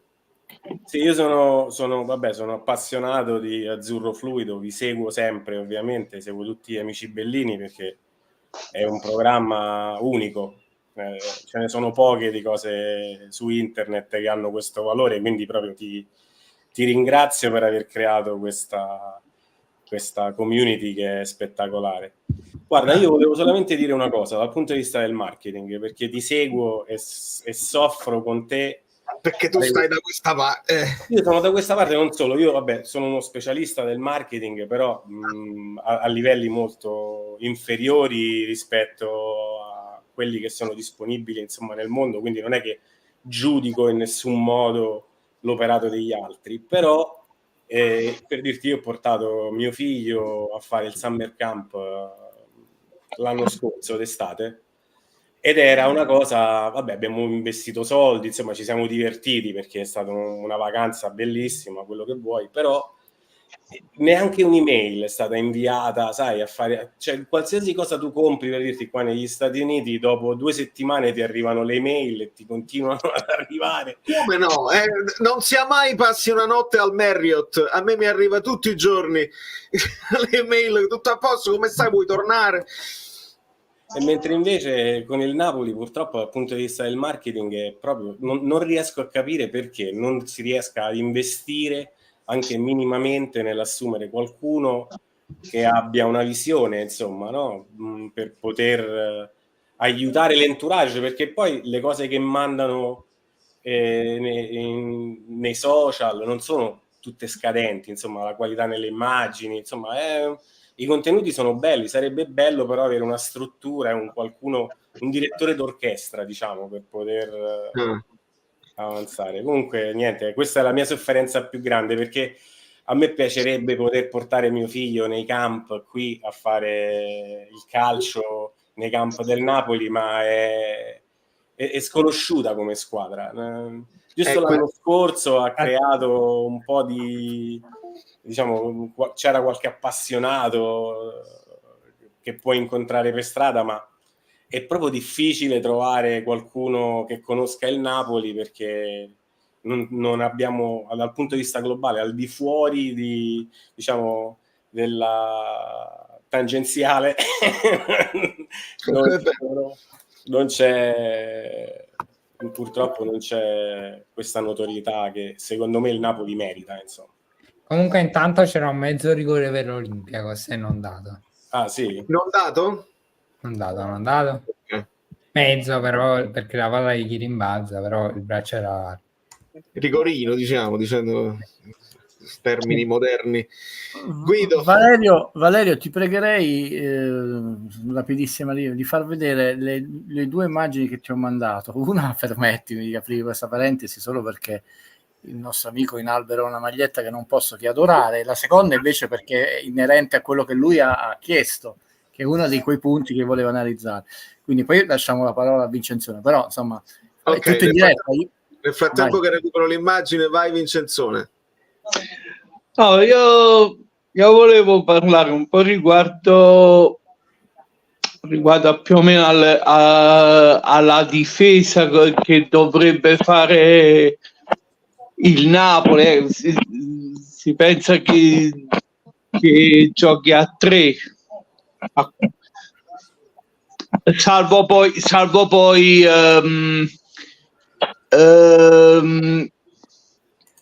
qualche sorpresa che si mette a 4 Antonio Conte, che così sembra che venga Antonio Conte. No, tu ci riporti sul campo, e questa è una domanda a cui veramente non possiamo rispondere, perché sì, stiamo dicendo tutte le cose. Però sai che stavo pensando? Tu hai fatto il nome di Ghila della Lazio, però secondo me si dovrebbe aggiungere anche un altro difensore centrale come come Ghila, tipo Smalling, ho fatto un nome di Smalling o Schurz. Ok, vengono da un infortunio tutte e due, però Smalling è un top del reparto. Sì. Con Ghila magari fai una difesa un po' più performante, questo dico. Sono d'accordissimo, in effetti sono poi l'infortunio Smalling l'ha smaltito. Schurz penso che dovrà ricominciare. No, Schurz ha finito la stagione con l'infortunio. Appunto, quindi deve ricominciare da capo, però penso sia recuperabile cioè si può fare il precampionato. Comunque Vale, posso dire una cosa su Ghila? Sì. O Ghila, non lo so. Ma ragazzi, io penso che sia quasi incedibile. Cioè, la Lazio penso che lo tenga proprio come pezzo importante della difesa, perché con Tudor ha fatto benissimo. Se dicono Modric, io posso dire Ghila, no? No, sì, sicuramente. Nell'ambito delle cose che mi rendo conto, loro sicuramente partiranno da lì e gli fanno la squadra intorno, perché è quello che meglio si è comportato in questa stagione. E io quello che proprio che non sopporto è che finisco dietro la Lazio, perché noi ci lamentiamo, mi lamento spesso di De Laurentiis, ma se poi mi guardo intorno e vedo Lotito che perché si è addormentato Lotito, è inutile che lui ci dice che non è vero così. Lotito si è addormentato durante quella riunione e De Laurentiis l'ha svegliato. Quindi io arrivare sotto una squadra di Lotito non lo neanche in un anno che hanno fatto schifo, poi, cioè non un anno in cui hanno fatto bene. Assolutamente. Mi faccio grande, così facciamo vedere questa foto che mi ha mandato qui.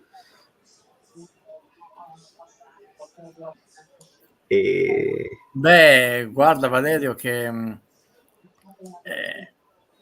a parte che è doveroso, qua possiamo dire veramente un regista visionario e anche poco visionario, più plurivisionario, a fianco a un mentore visionario folle, ambizioso come Coppola. Quindi qua abbiamo il festival più cinefilo, più snob, più grandioso, che alla fine omaggia un regista per tanti anni considerato solo un regista di film giocattoli, significa un grande riconoscimento. Sì, tra l'altro ho fatto una bellissima conversazione lezione Luca, siccome il nostro amico ha la maglietta Star Wars.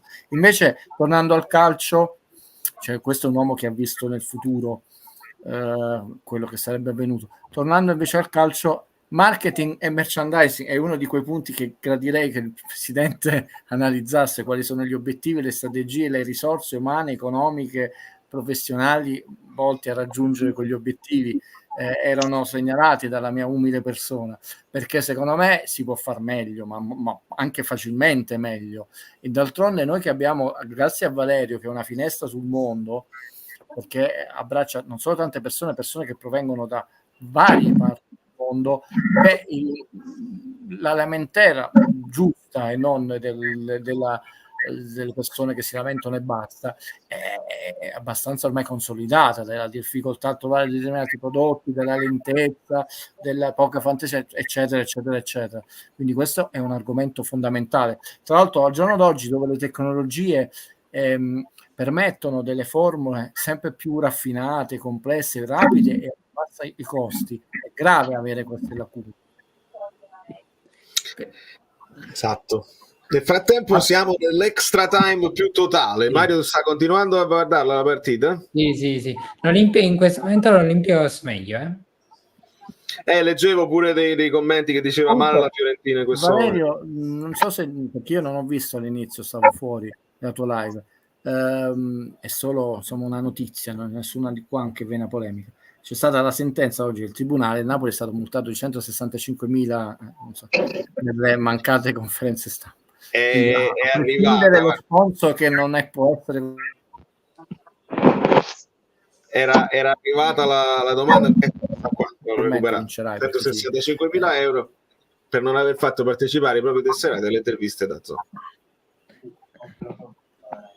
Non c'ero, scusa, Che non non è noi. avevo dubbi che tu non ti eri perso. Ma volendo, sì, forse una cosa di cui non abbiamo parlato è quella di Allan, che pure mi pare che Ha vinto. ha vinto la causa. Brutta figura per quelli che tu chiami brutta figura. Perché ad eccezione di Antonio Corbo, che rimane un maestro, una persona di grande signorilità, che ha fatto una narrazione secondo me abbastanza vicina a come sono sviluppati gli eventi, noi ci siamo dovuti sorbire certe frottole, che poi gli è scappato uno di questi, me l'ha detto il procuratore Rinzi, però Allan ha vinto. È vero. E quindi, ok, siamo in attesa, a questo punto ce la finiamo. Cioè, non finiamo la live. Quanto manca, Mario? Giusto per Siamo dare... al 103esimo con l'Olympiacos che attacca proprio. Quindi c'è lo spettro dei rigori. Certo, la Fiorentina con i rigori non è avvantaggiata, insomma, secondo me. Jonathan Burkhardt del Mainz, Jorginho Rutter del Leeds, uno dei due li vorrei dopo Osimhen, consiglio di vederli. Mi segno tutto e vado a vedere, perché almeno non sono i soliti nomi, amico mio, e io ringrazio. Poi andiamo a vedere. Ragazzi, sulla next gen De Laurentiis lo disse, mi ricordo proprio che era contrario. Io mi ricordo proprio una dichiarazione di De Laurentiis in cui dice che è contrario alla next gen, quindi non credo che... De Laurentiis che non ok, questa è pure una notizia, perché infatti no, ma me la ricordo anche abbastanza vecchia, però io mi ricordo che lui era proprio contrario, cioè questo... A meno che non abbia cambiato idea, perché potrebbe... No, sarebbe strano. Non è da escludere. Qual era l'altra squadra? L'Atalanta mi pare che stava... Sì. L'Atalanta già ce l'ha. Il Milan l'anno prossimo si iscrive. Quindi vanno in quella direzione, almeno... La Juve ha fatto i quarti di finale playoff quest'anno. Ok. E ricordiamo che la next gen, cioè gli under 23 possono arrivare in Serie B e non possono salire in Serie A. Esatto. E questo è lo stesso modo in cui si comportano le squadre spagnole. Sì, che le squadre spagnole però hanno una differenza, che possono andare anche in quarta serie in più basso, mentre le squadre italiane non possono, perché la quarta di serie in più poi non è più professionismo. Quindi non possono... Mario, che c'hai da fare l'anno prossimo? Torni con noi un pochino più tutti i giorni, perché io ho bisogno... Ci provo. Ma perché sei informato, studi, sei dell'ambiente, insomma, così c'hai quell'energia che a me sta cominciando a mancare, perché non ce la faccio più. Sì, bene. Ma sai qual è la cosa importante di avere i ragazzi con noi? Questo convegno, che poi è stato sul vino, però, perché mi interesso di più cose io. Sì, abbastanza serio, è stato cannibalizzato. Cioè, uno degli interventi, poi sai, vengono questi personaggi quando mettono in mezzo i ragazzi, no? E io mi sono stato zitto, ho ascoltato, e poi a casa pensavo, non condividevo manco le pause e le virgole, perché l'errore che si fa è che noi dobbiamo insegnare, noi dobbiamo coinvolgere, cioè noi dobbiamo ascoltare, imparare e renderli protagonisti. C'è questa presunzione che una generazione persa, morfa, eccetera, eccetera, è di un errore incredibile. Più tu ti rafforti con i ragazzi, poi ci sono, come tutte le cose, come adulti imbecilli e adulti geniali e adulti bravi. Sono Calabria, voglio dire. Però è fondamentale, perché ti fanno vedere le cose da un punto di vista diverso e ovviamente tu non ci arrivavi perché è una generazione diversa. Ti danno energie, ti danno spunti, ci possono essere anche delle discussioni, giustamente anche forti, no? Perché tu vuoi imporre la saggezza dell'antiquità, è fondamentale. Però secondo me l'errore, infatti Valerio ha detto, torna, no? L'errore quando gli adulti si mettono su un piedistallo e devono dire loro, gli insegniamo noi, come se fosse una concessione. Non dobbiamo concedere nulla, anzi abbiamo tolto già abbastanza spazio ai ragazzi. È vero, e tra l'altro ne parlavo con Francesco Perrone, che è un altro della nuova guardia per me, che è attento alle cose che succedono anche nel mondo e se ne sta parlando adesso, ma io sono pochissimo informato e magari Mario ne sa di più. La Kings League.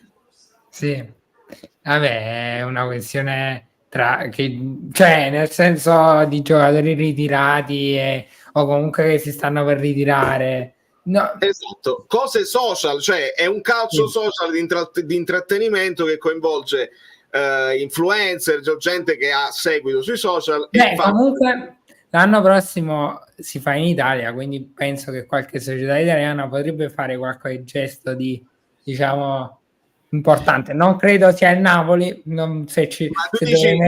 se metto 2 euro non penso sia il Napoli a fare. Dici di far partecipare anche giocatori in attività? No, nel senso magari di fare qualche sponsorizzazione, dare, non lo so, i campi, penso sia una cosa possibile, però vabbè, Ibra c'è dentro perché Ibra c'è dentro e a me ricorda un po' Andy One, il concetto di Andy One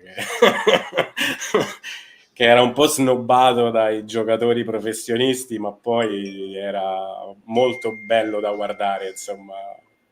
Io da ragazzo mi ricordo facevano anche dei tornei a Roma e partecipai, erano 3 contro 3, partite 3 contro 3 vabbè ragazzi, per fare l'NBA ci vuole un'altra cultura sportiva.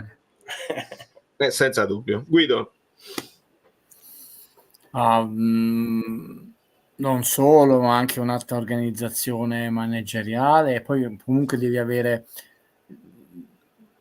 l'NBA comunque è qualcosa di eccezionale, no? Perché da un lato per l'utenza è spettacolo al massimo livello, è riuscita a reinventarsi sempre, ma se tu ci pensi è una delle più grandi forme di ammortizzatore sociale degli Stati Uniti d'America, perché tranne forse rarissime eccezioni sono ragazzi che vengono dal nulla, dalla povertà, e grazie allo sport riescono, qualcuno lascia un po' prima della fine del college, dell'università, quindi pensa un po' diverso rispetto al calcio, no? Perché Guida, se tu pensi che nei tempi in cui non c'erano neanche ancora molti diritti per i neri, erano già idoli assoluti, se parliamo degli anni 60, Bill Russell e tutta quella gente lì erano già idoli assoluti e non c'erano ancora tantissimi diritti, cioè.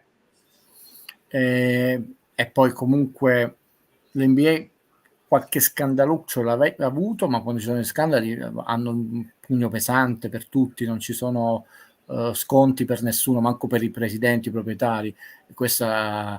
Nessuno è esente dal peccato, nel senso i santerelli non ci interessa.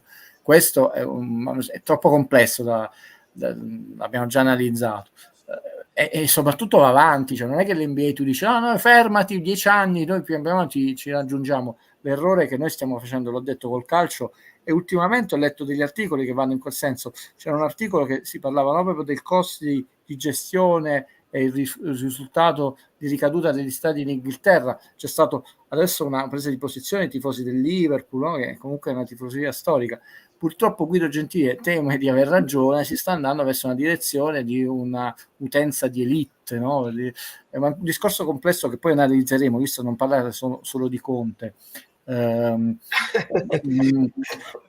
Possiamo dire però, ok, il Tedeschi era squalificato, ok, tutto quello che vuoi, ma una maglietta anche da Borghese, perché il Milan ha celebrato Giroud, eccetera eccetera, noi l'ennesimo campione che va via non solo nell'anonimato, nella totale mestizia, cioè questa famosa era De Laurentiis, a parte Insigne, che per ovvie ragioni, quindi con l'eccezione di Insigne, non solo non è stato tributato un doveroso saluto, ma quasi sempre andati via con frecciatine, detto, e questo non è giusto. Parlava il nostro amico di marketing, ma qua si va oltre il marketing. Comunque l'addio di Klopp mi resta uno dei momenti più belli, io non sono tifoso del Liverpool, però da sportivo, uno dei momenti più belli, emozionanti, spettacolari della recente storia sportiva. Cioè noi Hamsik è così, e Mertens è così, e prima ancora non dimentichiamo Cannavaro, via malissimo, no? Ma l'elenco Con la questione Maggio su Sarri. Maggio, guarda, io non sono andato alla partita questa cosa. Ho mandato la foto a Valerio, mi sono fatto la pizza, ho detto me ne torno, non vado a vedere la partita perché sapevo, ho detto no, io non voglio stare negli sparti e non applaudire Zelinski, prendo una posizione politica perché ho salutato Mertens, ho salutato tutti lì, ho detto se non posso salutare, ve l'avevo detto, non facciamo presidente che non mi fa salutare, ho detto allora non me la vado a vedere la partita. Se non posso salutare Zelinski, no, Maggio me lo ricordo benissimo. Maggio fu un oltraggio proprio all'essere umano, detto. Guido, a questo punto, perché non ne abbiamo avuto modo di parlare, mi ricorda Maggio, terzino destro, e mi riporta al discorso di Calzone e la sostituzione di Di Lorenzo. C'è qualcosa, Valerio, non stare a sentire lascia un retrogusto un po' amaro, perché non ne salta uno, non è che metti Mazzocchi per cambiare la partita. No, è successo qualcosa durante l'anno, io poi vedremo. Ragazzi, fischi assordanti, fischi assordanti. Perché tu dallo stadio ancora me, perché quando è uscita Di Lorenzo fischi, forse peggio, io non ho fischiato personalmente, forse peggio anche di quando è finita la partita. Cioè, fischi ha fischiato 70% dello stadio ha fischiato. Ma d'altra parte stai all'85esimo, frustrazione assoluta, il capitano che era protagonista di una serie di polemiche già prima, e automaticamente hai fatto sfogare tutta la rabbia ancora prima, cioè hai diluito forse i fischi che ti potevano arrivare più pesanti a fine partita, che sarebbe stato pure fine campionato, e se l'è presi Di Lorenzo. Mi è piaciuto veramente poco come scelta. Valerio, però no, premesso che io non impongo nulla nella vita, ve lo dico sempre, e quindi insomma io mi prendo il parere di Valerio. Io resto dubbioso, perché secondo me ci sono tantissimi, io dico sempre questa espressione, no? Mi manca un elemento, mi manca un tassello, qua me ne manca più di uno, e ci manca più di un tassello, Valerio, perché stiamo parlando di due persone, sia l'allenatore che il giocatore, che non sono né degli imbecilli e non sono due uomini di sport con la S maiuscola.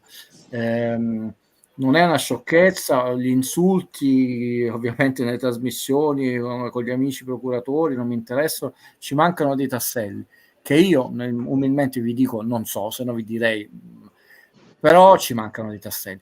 Questo non significa che Valerio deve pensarlo come a me mancano i tasselli e quindi sono in una posizione di forte tristezza e di disagio, però non è stata casuale.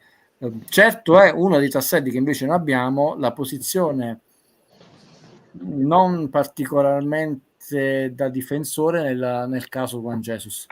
Lì Di Lorenzo si è visto poco. È vero. Alberto, un abbraccio. Buonasera. Se parlo così mi sentite? Che non posso urlare. Sì. No, Sole voleva dire qualcosa, poi ti lascio la parola. Sì, ok. Volevo chiedere una cosa riguardo alla Kings League. Sì. Ma è calcio o è freestyle? Qualcosa del genere? Calcio a 7. Ragazzi, è una roba molto particolare che poi è stata replicata anche in Italia, ma cioè è una roba molto Tu poi mi dici se mi sbaglio, le varie regole che ho visto diverse dal calcio, Vincenzo, proprio diverse. Cioè già il calcio d'inizio non batte una squadra, c'è il pallone al centro e corrono verso il pallone le due squadre. Quindi già la prima cosa diversa. Anche il dado tra i tempi con i giocatori che vengono, cioè quanto esce il dado, quelli sono i giocatori che giocano per 2 minuti. E diciamo, ragazzi, una cosa molto social e molto per fare. No.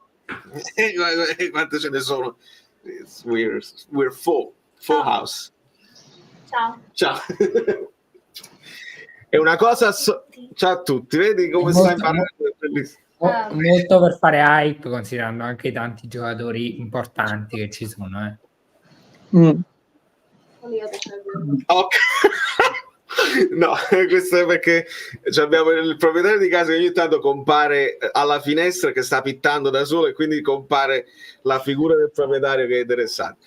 Un'altra cosa, Vincenzo, che è sfiziosa e che ho letto e che poi è successa proprio nella partita, c'è il rigore presidenziale. Se questa cosa la sente De Laurentiis,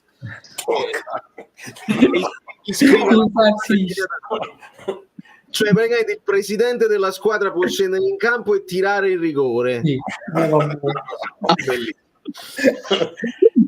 Manca solo quello. Sono io il vostro rigorista. sono io il vostro Cavani per davvero, ragazzi. Sono io il vostro rigorista. E allora non so chi l'aveva scritto, che veramente era visionario.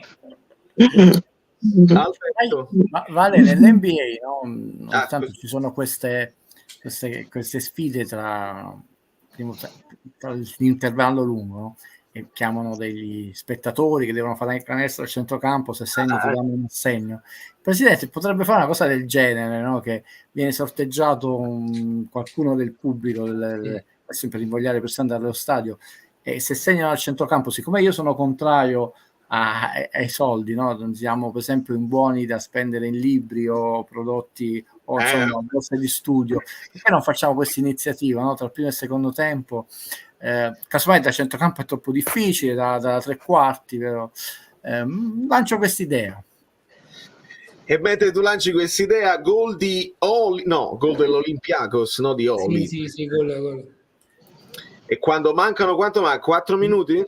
5 minuti, quindi 115 e 30, impazzisce completamente lo stadio di Atene. Intanto i poveri 5.000 della Fiorentina, che ragazzi c'è da dire c'è stato anche un brutto momento, perché diciamo che i tifosi dell'Olympiakos hanno cercato di entrare nel settore dei tifosi della Fiorentina, c'è stato anche un contatto, diciamo. Qualcuno dice c'è fallo? Non l'ho visto bene. Qualcuno, vedi, adesso vediamo che non sono fiduciosi in chat, perché dice stanno ad Atene, così state sempre male. Albertone. No, io sono entrato per un saluto, sono entrato l'ultima volta un anno fa e stavamo festeggiando uno scudetto. Veramente circa un anno fa, sono entrato l'ultima volta quando finimmo la partita che pareggiammo contro l'Udinese. Come sono diversi i pareggi, perché il pareggio con l'Udinese allora fu un pareggio di vittoria, e lo stesso risultato quest'anno è devastante, perché ti condanna. Guido il a quanto pare però non serviva a niente, perché la Fiorentina sta perdendo, quindi rimaneva un nono posto. La vittoria della Fiorentina, quel nono posto non sarebbe stato utile.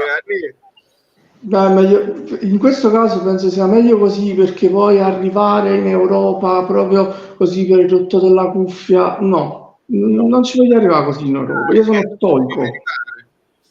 Sì, ragazzi, però almeno giocavi la Conference. Cioè, a parte che, scusatemi, a me non sembra di essere Real Madrid. Quindi un trofeo come la Conference League io non ci sputerei proprio sopra. Io non ci sputo sopra i trofei. Là sono completamente d'accordo con Valerio. I trofei sono trofei. Non è importante se è la Coppa del Nonno o la Coppa dell'Universo. Non è importante, sono trofei e fanno bacheca. Annullato per però io ci voglio arrivare nelle coppe, non perché quello perde, quello vince, quello pareggia e si intersecano tutte le cose. Io voglio arrivare perché me lo sono meritato. Vabbè, io ho capito, ho preso il quarto posto, il quinto posto, il sesto posto, il primo posto. Io ci voglio arrivare così nelle coppe. C'è la Danimarca che ha vinto un europeo perché è stata ripescata, che non dovevano fare, non dovevano ci vai, te lo giochi. Ci vai e te lo giochi, però io preferisco arrivarci da meritevole e non perché mi è andata bene. Sì, anch'io preferisco arrivarci da meritevole, però io credo che ci si debba arrivare meritevolmente, non meritevolmente, ma come un progetto. Arrivare lì in calzini e mutande è una cosa proprio imbarazzante, che secondo me danneggia anche un po' lo spirito di squadra, no? Perché questi giocatori alla fine sono ragazzi, e questi ragazzi vanno lì e poi dopo vengono distrutti dalle altre squadre, e quindi se tu non crei prima un progetto, dei pilastri, dei punti fermi, ma cosa ci vai a fare in Europa? A dimostrare di vedere più dell'Europa League, che hai dimostrato che non te ne fregava niente. Perché tu pensa adesso il Bologna che va in Champions League. Io spero che il Bologna abbia veramente un progetto, però dubito che il Bologna adesso abbia un progetto per poter andare avanti nella Champions League. I ragazzi che stanno nel Bologna e che giocheranno la Champions League l'anno prossimo e che si ritroveranno all'improvviso davanti al Real Madrid, già a dire cavolo, adesso gioco contro il Real Madrid, ci sono i campioni e poi il Real Madrid se ne segna 5 e poi gli ultimi 20 minuti si passano il pallone perché non ti vogliono umiliare e ti fanno il torello. Questo distrugge psicologicamente. È umiliante. È umiliante. Però non vi preoccupate, tanto il Bologna lo può allenare chiunque. Però comunque gol è dato, però fa parte anche dello spirito dello sport, che poi questo calcio super ricco sta un po' piano piano minando alle basi, nel senso è anche bello. Qualche anno fa il Villarreal, no? che non ha manco forse 60.000 abitanti, cioè il quartiere di Fuorigrotta è più grande, ha battuto ai rigori Manchester United in finale di Europa League con il nostro capitano Albiol, no? L'Atalanta, tra l'altro cattivo profeta fu il presidente visionario Agnelli, no? Che disse, facendo ad esempio proprio di squadre che non meritavano la Champions. Mamma mia, bravo, questa me l'ero persa. Da Cenerentola alla fine si è fatta dei quarti, ridendo e scherzando, in Champions. Quest'anno, anche se il Liverpool era ormai logora, è andato a vincere. Quindi poi se tu non fai mai esperienza, è vero quello che dici, tu rischi di prendere dal Real Madrid, però fa parte di quell'aspetto che si sta perdendo, perché poi comunque lo schiacciamento tra debiti, poteri forti, suggestione, arbitri che chiudono un po' un occhio di lì, è sempre più forte. Considerate che la Serie A quest'anno aveva 3 squadre del sud più il Cagliari, abbiamo perso la Salernitana, saliranno 3 squadre del nord, quindi l'anno prossimo noi avremo 3 squadre del sud. Di queste squadre del sud, una è Lecce che si è salvata a stento, l'altra è il Cagliari che si è salvata a stento e l'altra è Napoli, è arrivata a 10ª, cioè quindi comunque stiamo ritornando alle albori del calcio, che era un campionato di poche squadre solo del nord. La Serie B ha 4 squadre del sud, il Bari si è salvato ai playoff, alla fine si è lo specchio delle disparità economiche. Non voglio fare la questione meridionale, però è così, ragazzi, cioè, il Bologna ha imbraccato la stagione, è vero, perché può non avere l'esperienza, può non può fare la squadra, può essere negativo per l'Italia, metti che perde tutte le partite per il ranking, però può anche cominciare a fare esperienze. Il problema è il nostro, che l'anno prossimo abbiamo 0, ma quel 0, ragazzi, questa mancata qualificazioni non potete immaginare quanto ci peserà negli anni, anche perché magari per fare un prossimo mondiale, per me ragazzi, io da tifoso fare il mondiale per club poteva essere una cosa bellissima, cioè ragazzi, io quando si era presentata l'opportunità, certo era difficilissimo di fare il mondiale per club, era una roba bellissima. Noi con questo 0 di quest'anno rischiamo già fare il prossimo diventa non impossibile, difficilissimo. Cioè tu l'anno prossimo devi andare in Champions, però intanto c'hai lo 0 che ti porti e l'anno dopo in Champions devi fare bene. Però il problema è che c'hai quello 0 e c'hai dei punteggi bassi ancora da scalare.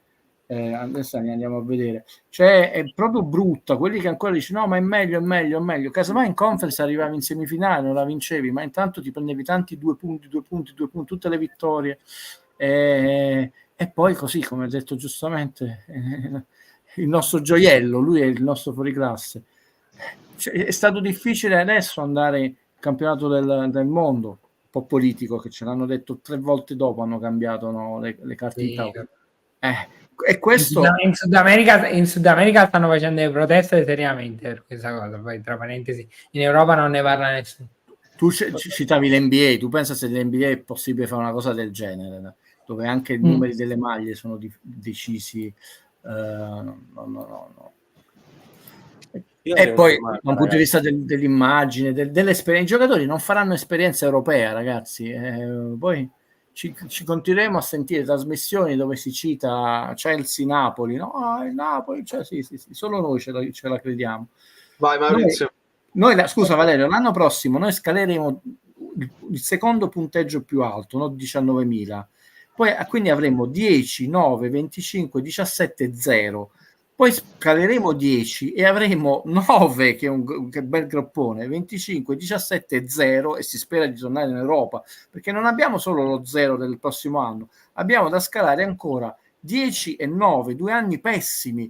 Quindi noi prima di recuperare la terza fase, non la seconda, la terza fase, mamma quanto pane amaro dobbiamo mangiare, amiche, amici, ma proprio tanto. Perché noi abbiamo fatto la seconda fascia per anni per la semifinale di Benitez. Bravo, per quei 2 anni di Benitez. Quindi noi abbiamo questi 2 punteggi bassi a metà, non sono ancora più questo 0 che è quest'anno, l'anno prossimo, quindi che scaleremo fra 5 stagioni. Il mondiale per club, o facciamo 3 qualificazioni in Champions e andiamo molto avanti, oppure anche la prossima volta non vinciamo la Champions. Avrei una domanda, ragazzi, questo scusate la mia ignoranza, ma avendo perso la Fiorentina, adesso il Torino andrà in Conference o non andrà in Conference? O saremmo andati Non ci va. Non ci va. È a proposito, è proprio finita ora. Cioè, quindi anche se avessimo vinto, diciamo... la partita con Lecce niente. Meno male, meglio così. Meglio così. Bravo. A questo punto ce n'è una domanda. Vai, vabbè. Perché posso dire una cosa? Vorrei fare una chiosa finale. Okay. Vai. Vabbè che ho sentito che Achille dovrebbe andare a Di Maro. Io già stavo in dubbio, che mi stavo organizzando con Vincenzo di Padova, sì, che andasse a fare un paio di giorni là al ritiro di Di Maro. Nel caso glielo dico proprio direttamente ad Achille, mettiamoci d'accordo che andiamo insieme. Ah, ok, quindi hai incastrato dicendolo in pubblico a tutti quanti che non si può tirare indietro. Va benissimo. Vai Alberto, ci vediamo. Ciao, un abbraccio. Ciao. Ti voglio bene, un abbraccione. Il mio dubbio era, lui durante De Laurentiis, durante l'intervista, ha detto meglio così che siamo calati così tanto nella classifica e non siamo in Europa e tutto quanto, però all'inizio del campionato aveva espresso così, diciamo, il desiderio, o comunque io direi un probabile obiettivo della squadra era cercare di agguantare il mondiale per club. E mo mi viene a dire no, è meglio che siamo scesi così basso. Io vedo una mancanza di coerenza, ma adesso sarebbe bello sapere qual è la verità delle due cose. La verità è che lo vedi anche dal film, dalle dichiarazioni, nella famosa conferenza di Capodimonte, che per un anno mi sono portato sul groppone. In realtà poi Forgione ha fatto un taglio che insomma non rende giustizia, perché Auriemma, vi cito per correttezza, fece una domanda tecnica sull'Obo e in base a quella domanda, a cui rispose con molta attenzione e argomentazione, Garcia disse: poi io ovviamente le partite del Napoli le ho viste, non le ho viste tutte, ma le ho viste, ho visto come gioca, poi è tornato sull'Obo. De Laurentiis più volte disse che lui voleva vincere. Garcia è stato molto lucido in quella conferenza stampa, ha detto che uno si vince per trofei, non è facile, eccetera, e disse lo scudetto è facile, vogliamo vincere la Champions, anche perché tu sei arrivato dando del tuo a Garcia in semifinale. Garcia lui addirittura dice: sei arrivato in finale? Garcia rispetto ad altri non fece il tappetino, lo corresse, no? in Europa League, vabbè, lo stesso, perché poi ha detto, poi se uno arriva nel finale, no? L'appetito viene mangiando, la cosa nasce cosa, eccetera.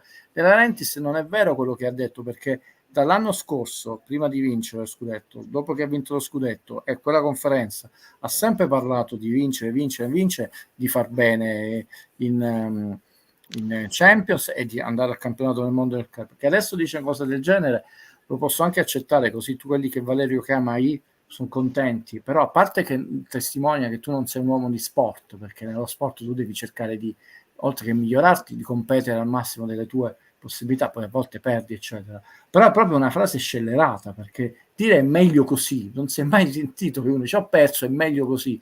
Se ormai dice ho perso, sono incacchiato con una bestia, non dovevo perdere, farò di tutto per perdere il meno possibile la prossima volta, ma è meglio così.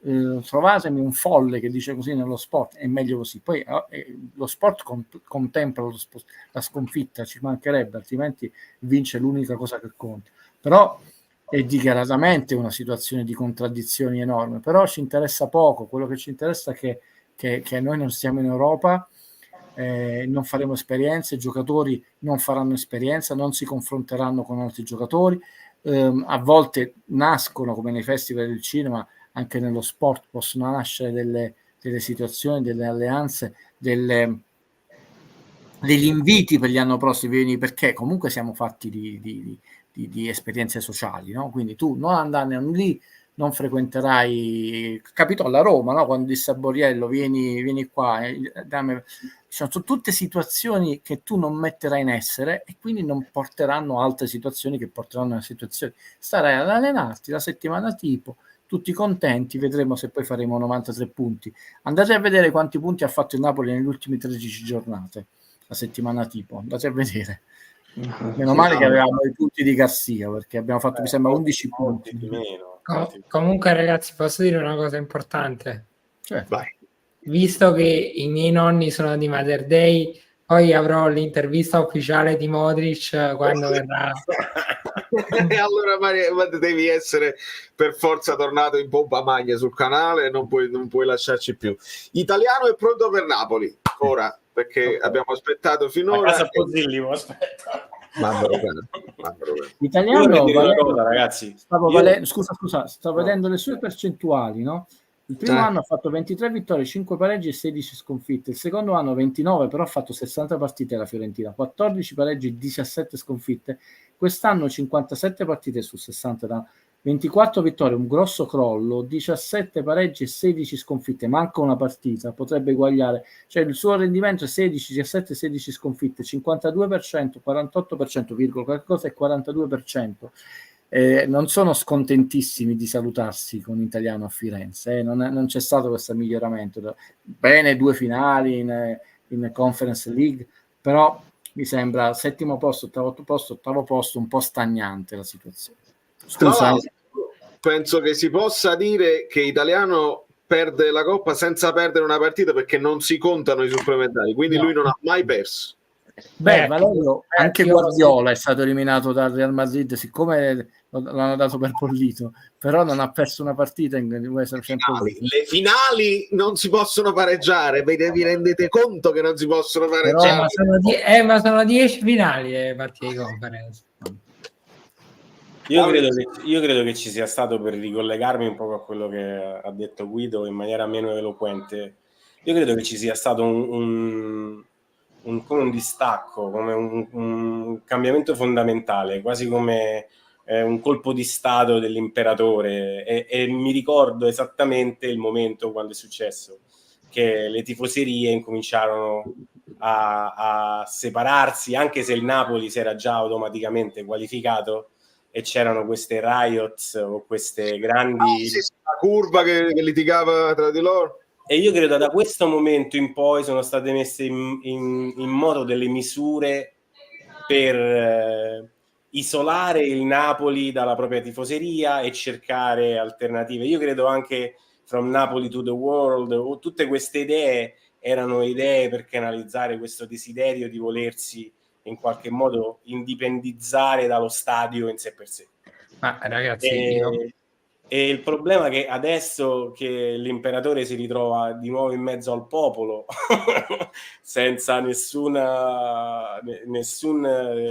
neanche ambizione, perché in questo momento tu puoi anche avere delle grandi ambizioni per il Napoli, ma comunque devi riniziare da zero e hai bisogno del supporto del tifoso, hai bisogno del supporto dell'amore e il calore di Napoli, come diceva Spalletti, che è stato uno del 13° giocatore in campo, eccetera eccetera. Io credo che queste cose sono state, c'è stato un movimento che ha distaccato insomma un poco il desiderio del pubblico di essere appassionato e stare a seguire il Napoli. Infatti anche io, come in molti episodi che ho seguito di Valerio, le ultime partite ero più eccitato a guardare l'episodio di Azzurro Fluido che guardare la partita in sé per sé, perché c'è questo distacco, noi non siamo una squadra che possiamo affidarci semplicemente al risultato, a essere vincitori.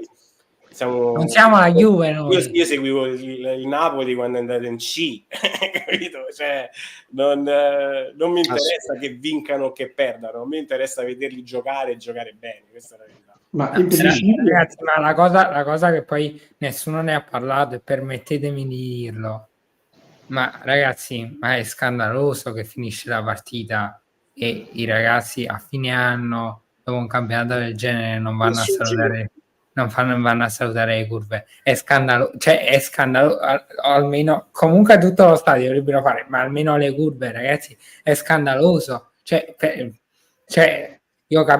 Però io ho pensato una cosa. Il fatto è che in curva c'è stato, dove ci sono abbonato io, c'è stato diciamo un piccolo gesto che con lo striscione vi auguriamo un'estate come il vostro campionato, un'estate di puntini, e poi hanno lanciato i salvagenti.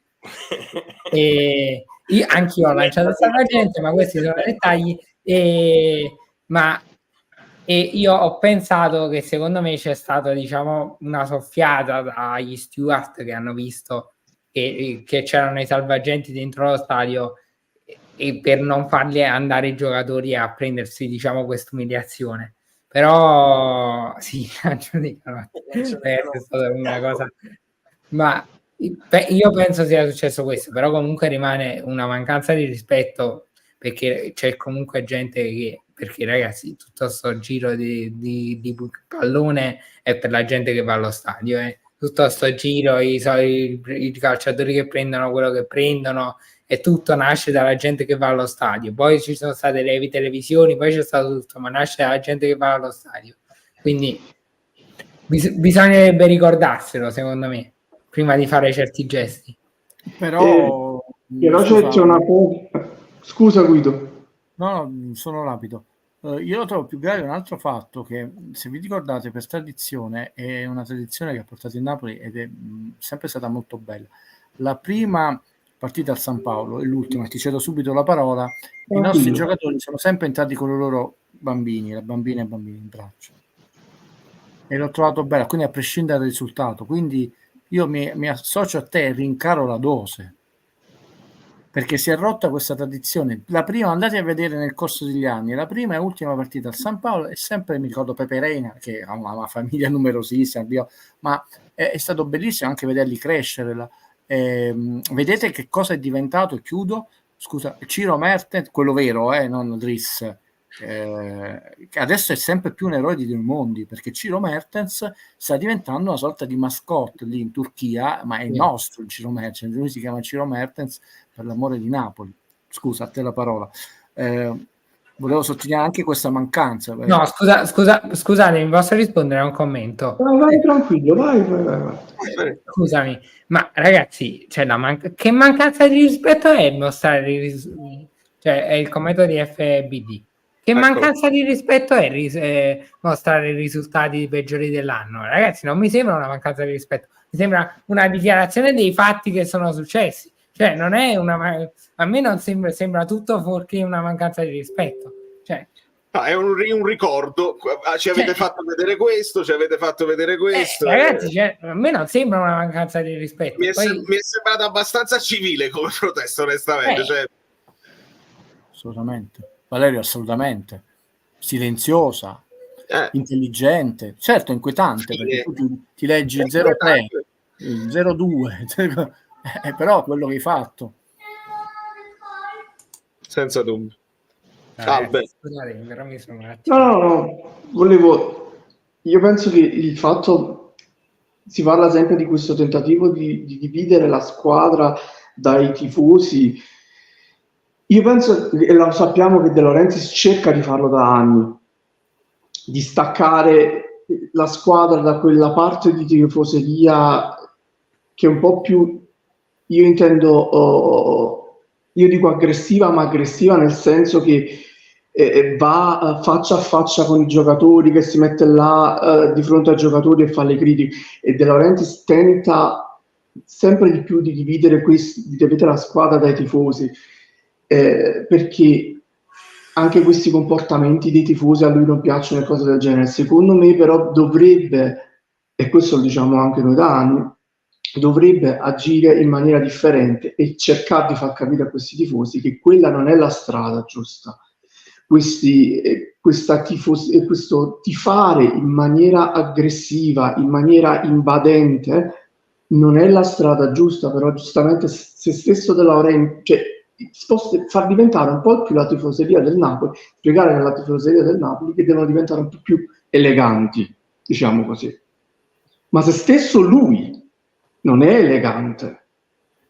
Io credo, scusa, vi cedo la parola perché voglio la vostra opinione. È solo una mia opinione, quindi non è un numero certo. Io sono cresciuto con un mito assoluto, non potete immaginare, del San Paolo che l'ho visto in tante fasi della sua vita, che forse è anche idealizzato, però ci sono stati dei momenti veramente belli. Quindi con molta tristezza ho visto il suo cambiamento etnico all'interno. Però io credo che il tifo napoletano sia stato rovinato dalle televisioni, dai miei colleghi, non da De Laurentiis. C'è questo imbarbarimento juventinesco che si dice al di là del risultato, invece è molto schiavo del risultato. È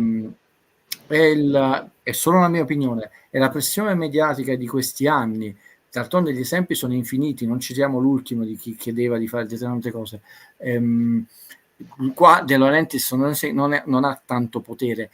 Lo scontro c'è sempre stato con delle frange degli ultra, soprattutto su biglietti, altre cose, eccetera. Però quello che è venuto meno è una parte molto grossa. Considerate che il settore più grande del San Paolo, come noto, sono i distinti, che anche il nome è bello, perché i distinti fa capire che utenza ha sempre popolato quella, cioè quello più numeroso come spettatori. Non si deve sottovalutare. E l'altro aspetto è che il leader De Laurentiis è poco attento e poco forte politicamente. Io me lo sono studiato in maniera capillare tutta il crollo, l'utenza e una parte del tifo napoletano molto importante, quello che ci tiene tantissimo a stare, è che ha anche un modo di tifare abbastanza, come dicevi tu, non solo elegante e pulito, ma vecchio stile, come quel tifoso che aveva il figlio che piangeva e ricordava al figlio che noi siamo tifosi nel Napoli, no? La vittoria è un di più, e noi siamo tifosi, non dobbiamo spiegare nient'altro. De Laurentiis non è stato attento e si è fatto mettere i piedi in testa, perché mentre la Juve non solo anticipava le partite, ha potuto fare una serie di strategie attingendo a un'utenza che non è di Torino, il Napoli ha perso l'utenza non di Napoli con scelte scellerate di calendario.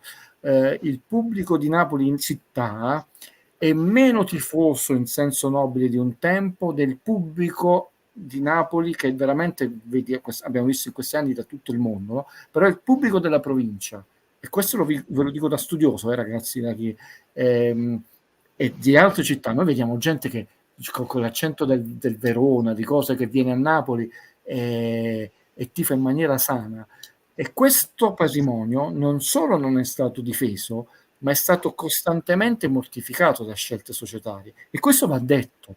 Questo è quello che dico io. Ah, perfetto. Guido, posso dire una cosa?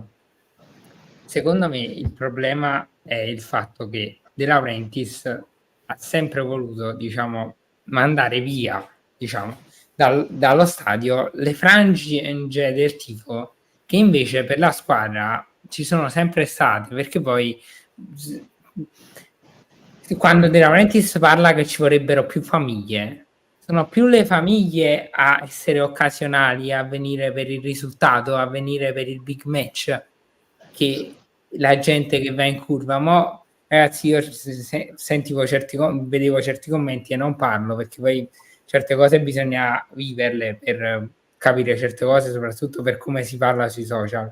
Ma poi ci sono dei dati di fatto, cioè che le famiglie spesso vengono per il risultato, vengono per la partita, vengono perché il Napoli è primo in classifica, e invece c'è gente che viene quando il Napoli era in C, viene quando il Napoli faceva cose inguardabili, cioè dopo Napoli Empoli, Empoli-Napoli 3-2, la famosa partita di Meret, che cavolo combini? Napoli-Sassuolo c'erano 5.000 persone a vedere la partita, 5-6.000 persone, ed erano solo le curve. De Laurentiis certe cose se le dovrebbe ricordare.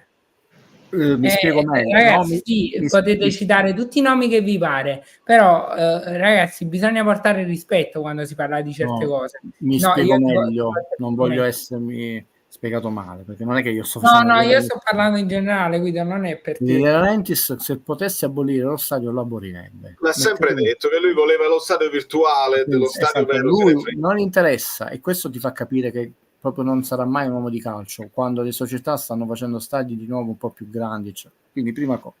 Seconda cosa, il Napoli non c'è dei suoi giocatori ai club, no? Ci sono club a volte che portano il nome di giocatori, no? Perché sono blindati, addirittura quando c'è la cena sociale, che ci sono le ragazzine, le madri che non possono lasciare manco una dichiarazione, è chiuso nella sua sfera di cristallo, perché quello che dici tu è esatto, ma servirebbe entrambi. Quando io ti ho detto c'è uno studio da fare, allora non è che tutte le frange sono violenze, ci sono gruppi organizzati che veramente andrebbero anche a vedersi la partita su Marte amichevole, non raggiungi manco 11 calciatori quelli. E quelli, ma noi non abbiamo rapporti con club storici. Ci sono club storici. Una delle mie proposte, lo posso avanzare, delle cose che diceva il Presidente, com'è che non c'è proprio totale tutela degli abbonati? Lei dovrebbe dare come delle pergamene a persone che hanno abbonamenti da 40 anni, da 30 anni, anche perché ormai non è che sarebbero tantissime, ci vorrebbero una tutela lui la chiama clientela, io chiamo la passione. Beh, sono modi diversi di vedere la stessa cosa, quindi Mario non ce l'ha fatto con te, eccetera, però vanno trattati in modo diverso. Allora fai fuori i delinquenti, sono d'accordo, però ci sono gruppi organizzati che vanno lì a sgolarsi, a stare anche a -5, a cantare, eccetera, e quindi voi cosa avete bisogno nella legalità? Prezzi seri. Noi abbiamo avuto degli anni dove costava di meno prendersi il biglietto di volta in volta, e questo è ingiustissimo, perché da che mondo è mondo l'abbonamento, che sia al teatro eccetera, costa un po' di meno che se tu ti compri tutti i biglietti. Questo ti fa capire che strategia di attenzione. Quindi il discorso è complessissimo, però ho detto non c'è stata né l'una né l'altra, c'è stata la guerra e quelli si facevano la guerra l'una e l'altra. Nel frattempo ho detto ok, così forse sono più chiaro, hai voluto fare la guerra su quello, ma allora significa che hai investito sulle famiglie, che tu giustamente dici però non sono fedelissime. No, manco quelle. Cioè, allora chi vuoi nello stadio? Appunto. Nessuno, non vuole nessuno. Cioè. Esatto. Francesco, che poi se uno guarda, sai, quel meme che non vedi bene di Spider-Man, Mario tra un paio d'anni praticamente. È venuto anche a te. Ciao Vale, inerente all'argomento volevo dire solamente questa frase, cioè se non ha rispetto per i calciatori figurati se vai per i tifosi. Appunto, bravo. Si pari, qua chiude Mario e a Francesco e ce ne andiamo. Non hai rispetto per i tuoi dipendenti, figurati per poi i posso dire un'ultima cosa, ragazzi, i criminali veri dallo stadio sono stati altro che banditi. Se la legge italiana su tantissime cose non funziona, ma su Daspi e dare i Daspi ne dà anche molti di più di quanti se ne darebbero in una giustizia normale. Quindi i criminali veri dallo stadio sono stati banditi. Mario frequenta, quindi io mi fido della sua parola. Signori, non per altro, ma perché devo andare a fare pipì e ho dei doveri da marito da anche a secondare. Francesco, mi dispiace che sei venuto in ritardo, magari ti sei guardato la partita, tenevi il che fare, ma No, il che fare. il che fare, raccolgo. Ho visto che Vincenzo Italiano l'ha persa come l'anno scorso praticamente, cioè all'ultimo minuto. Non so adesso in che circostanze, se magari con la difesa un cross in mezzo e colpa di testa. Quindi Milenkovic, Martinez quarta, tutti quanti a Napoli con Conte. Ringrazio Maurizio, che è stato un piacere conoscere. Oh, che bella, bellissima. Io so quella di Schwok, tra Schwok e Kvara. Guarda, Schwok è il mio primo idolo vero e proprio che sono andato a vedere allo stadio, e Kvara è l'ultimo. In mezzo c'è tanto Napoli, Grazie Maurizio, un abbraccione. Mario, che bello averti rivisto. Anzi, prometto che ci starò di più. Prometto che in qualche modo si fa. Anche perché altrimenti, vedi, ci lanciano i canotti, perché vogliono altre dirette così. È piaciuto. Grazie mille Mario, a presto. Sì. E Alberto, grazie mille. Ti prometto che domani vado alla posta. Non ho capito, scusami. Domani vado alla posta, ma questi sono tranquillo, non c'è fretta. A parte che non sto nemmeno a casa, quindi se mi dovesse arrivare, venerdì torno a casa, però non sto a casa. Quindi non ti preoccupare, non c'è fretta. Mi farebbe piacere poterla indossare il 3 agosto che c'ho un concerto. E ce la facciamo sicuramente, poi vi mandi la foto. Un abbraccio Saluto Albertone. a tutti. Ciao. Francesco, ci becchiamo, poi dopo parliamo. Okay. Ho accennato, poi magari te la recuperi. In una fase abbiamo parlato anche della Kings League, perché stiamo avanti. Grazie a te, stiamo sempre aggiornati. Ti abbraccio. Grazie Vale, anche se per questo piccolo spazio, ma grazie lo stesso. È sempre piacevole. E il che fare. E Guido, io che ti devo dire? Cioè, la community, io il livello sono, cioè, in una stagione così disastrata, così io poi vedo una live del genere e onestamente mi riconcilio proprio con il mondo, e con sapere che ci sono tifosi così mi riempie di gioia. Ma per la semplice ragione che la forza scorre potente in noi. Visto che abbiamo il nostro amico forza e non lo sforzo, perché quello è balle spaziali. Quello è il grande Mel Brooks in balle spaziali. Comunque Valerio e amiche Bellini, amici Bellini, non ansiate tristi, ricordate che la notte è sempre più buia prima dell'alba, però l'alba arriva, e che sia Conte o un altro, l'alba arriverà. Dobbiamo essere fiduciosi. Tanto male che vada, sarà un'alba azzurra. Tanto il vincere non è l'unica cosa che conta. Vedi la Fiorentina. La Fiorentina è il Napoli 1.0. È così. No, ci dispiace. Un abbraccio a tutti. Saluta tua moglie. Insomma, che la forza sia con noi. Un abbraccione a Guido Gentile. Così. Che poi, E grazie a tutti, non so quanti like avete lasciato, non me ne frega niente, è bello stare insieme a voi, è bello, visto la chat che parla anche tra sé e sé, il che è importante perché c'è il ritmo anche in chat, anche quando non riesco a prendere tutti i vostri messaggi, però questa è una mia promessa per quest'estate, che sarà bella lunga e senza partite prenderemo delle partite magari faremo dei sondaggi quale partita dell'Europeo volete che mi guardi, magari faremo un po' di analisi anche di squadre che non sono il Napoli. Lo so che ci interessa il Napoli, lo so che non mi interessa nemmeno il Napoli, mi interessa Conte, ma io sono pronto e faremo delle cose belle insieme, perché sono contento di stare insieme a voi. Andrà passare notate, eppure passerà. Da New York, Valerio Fluido è tutto. Sigla.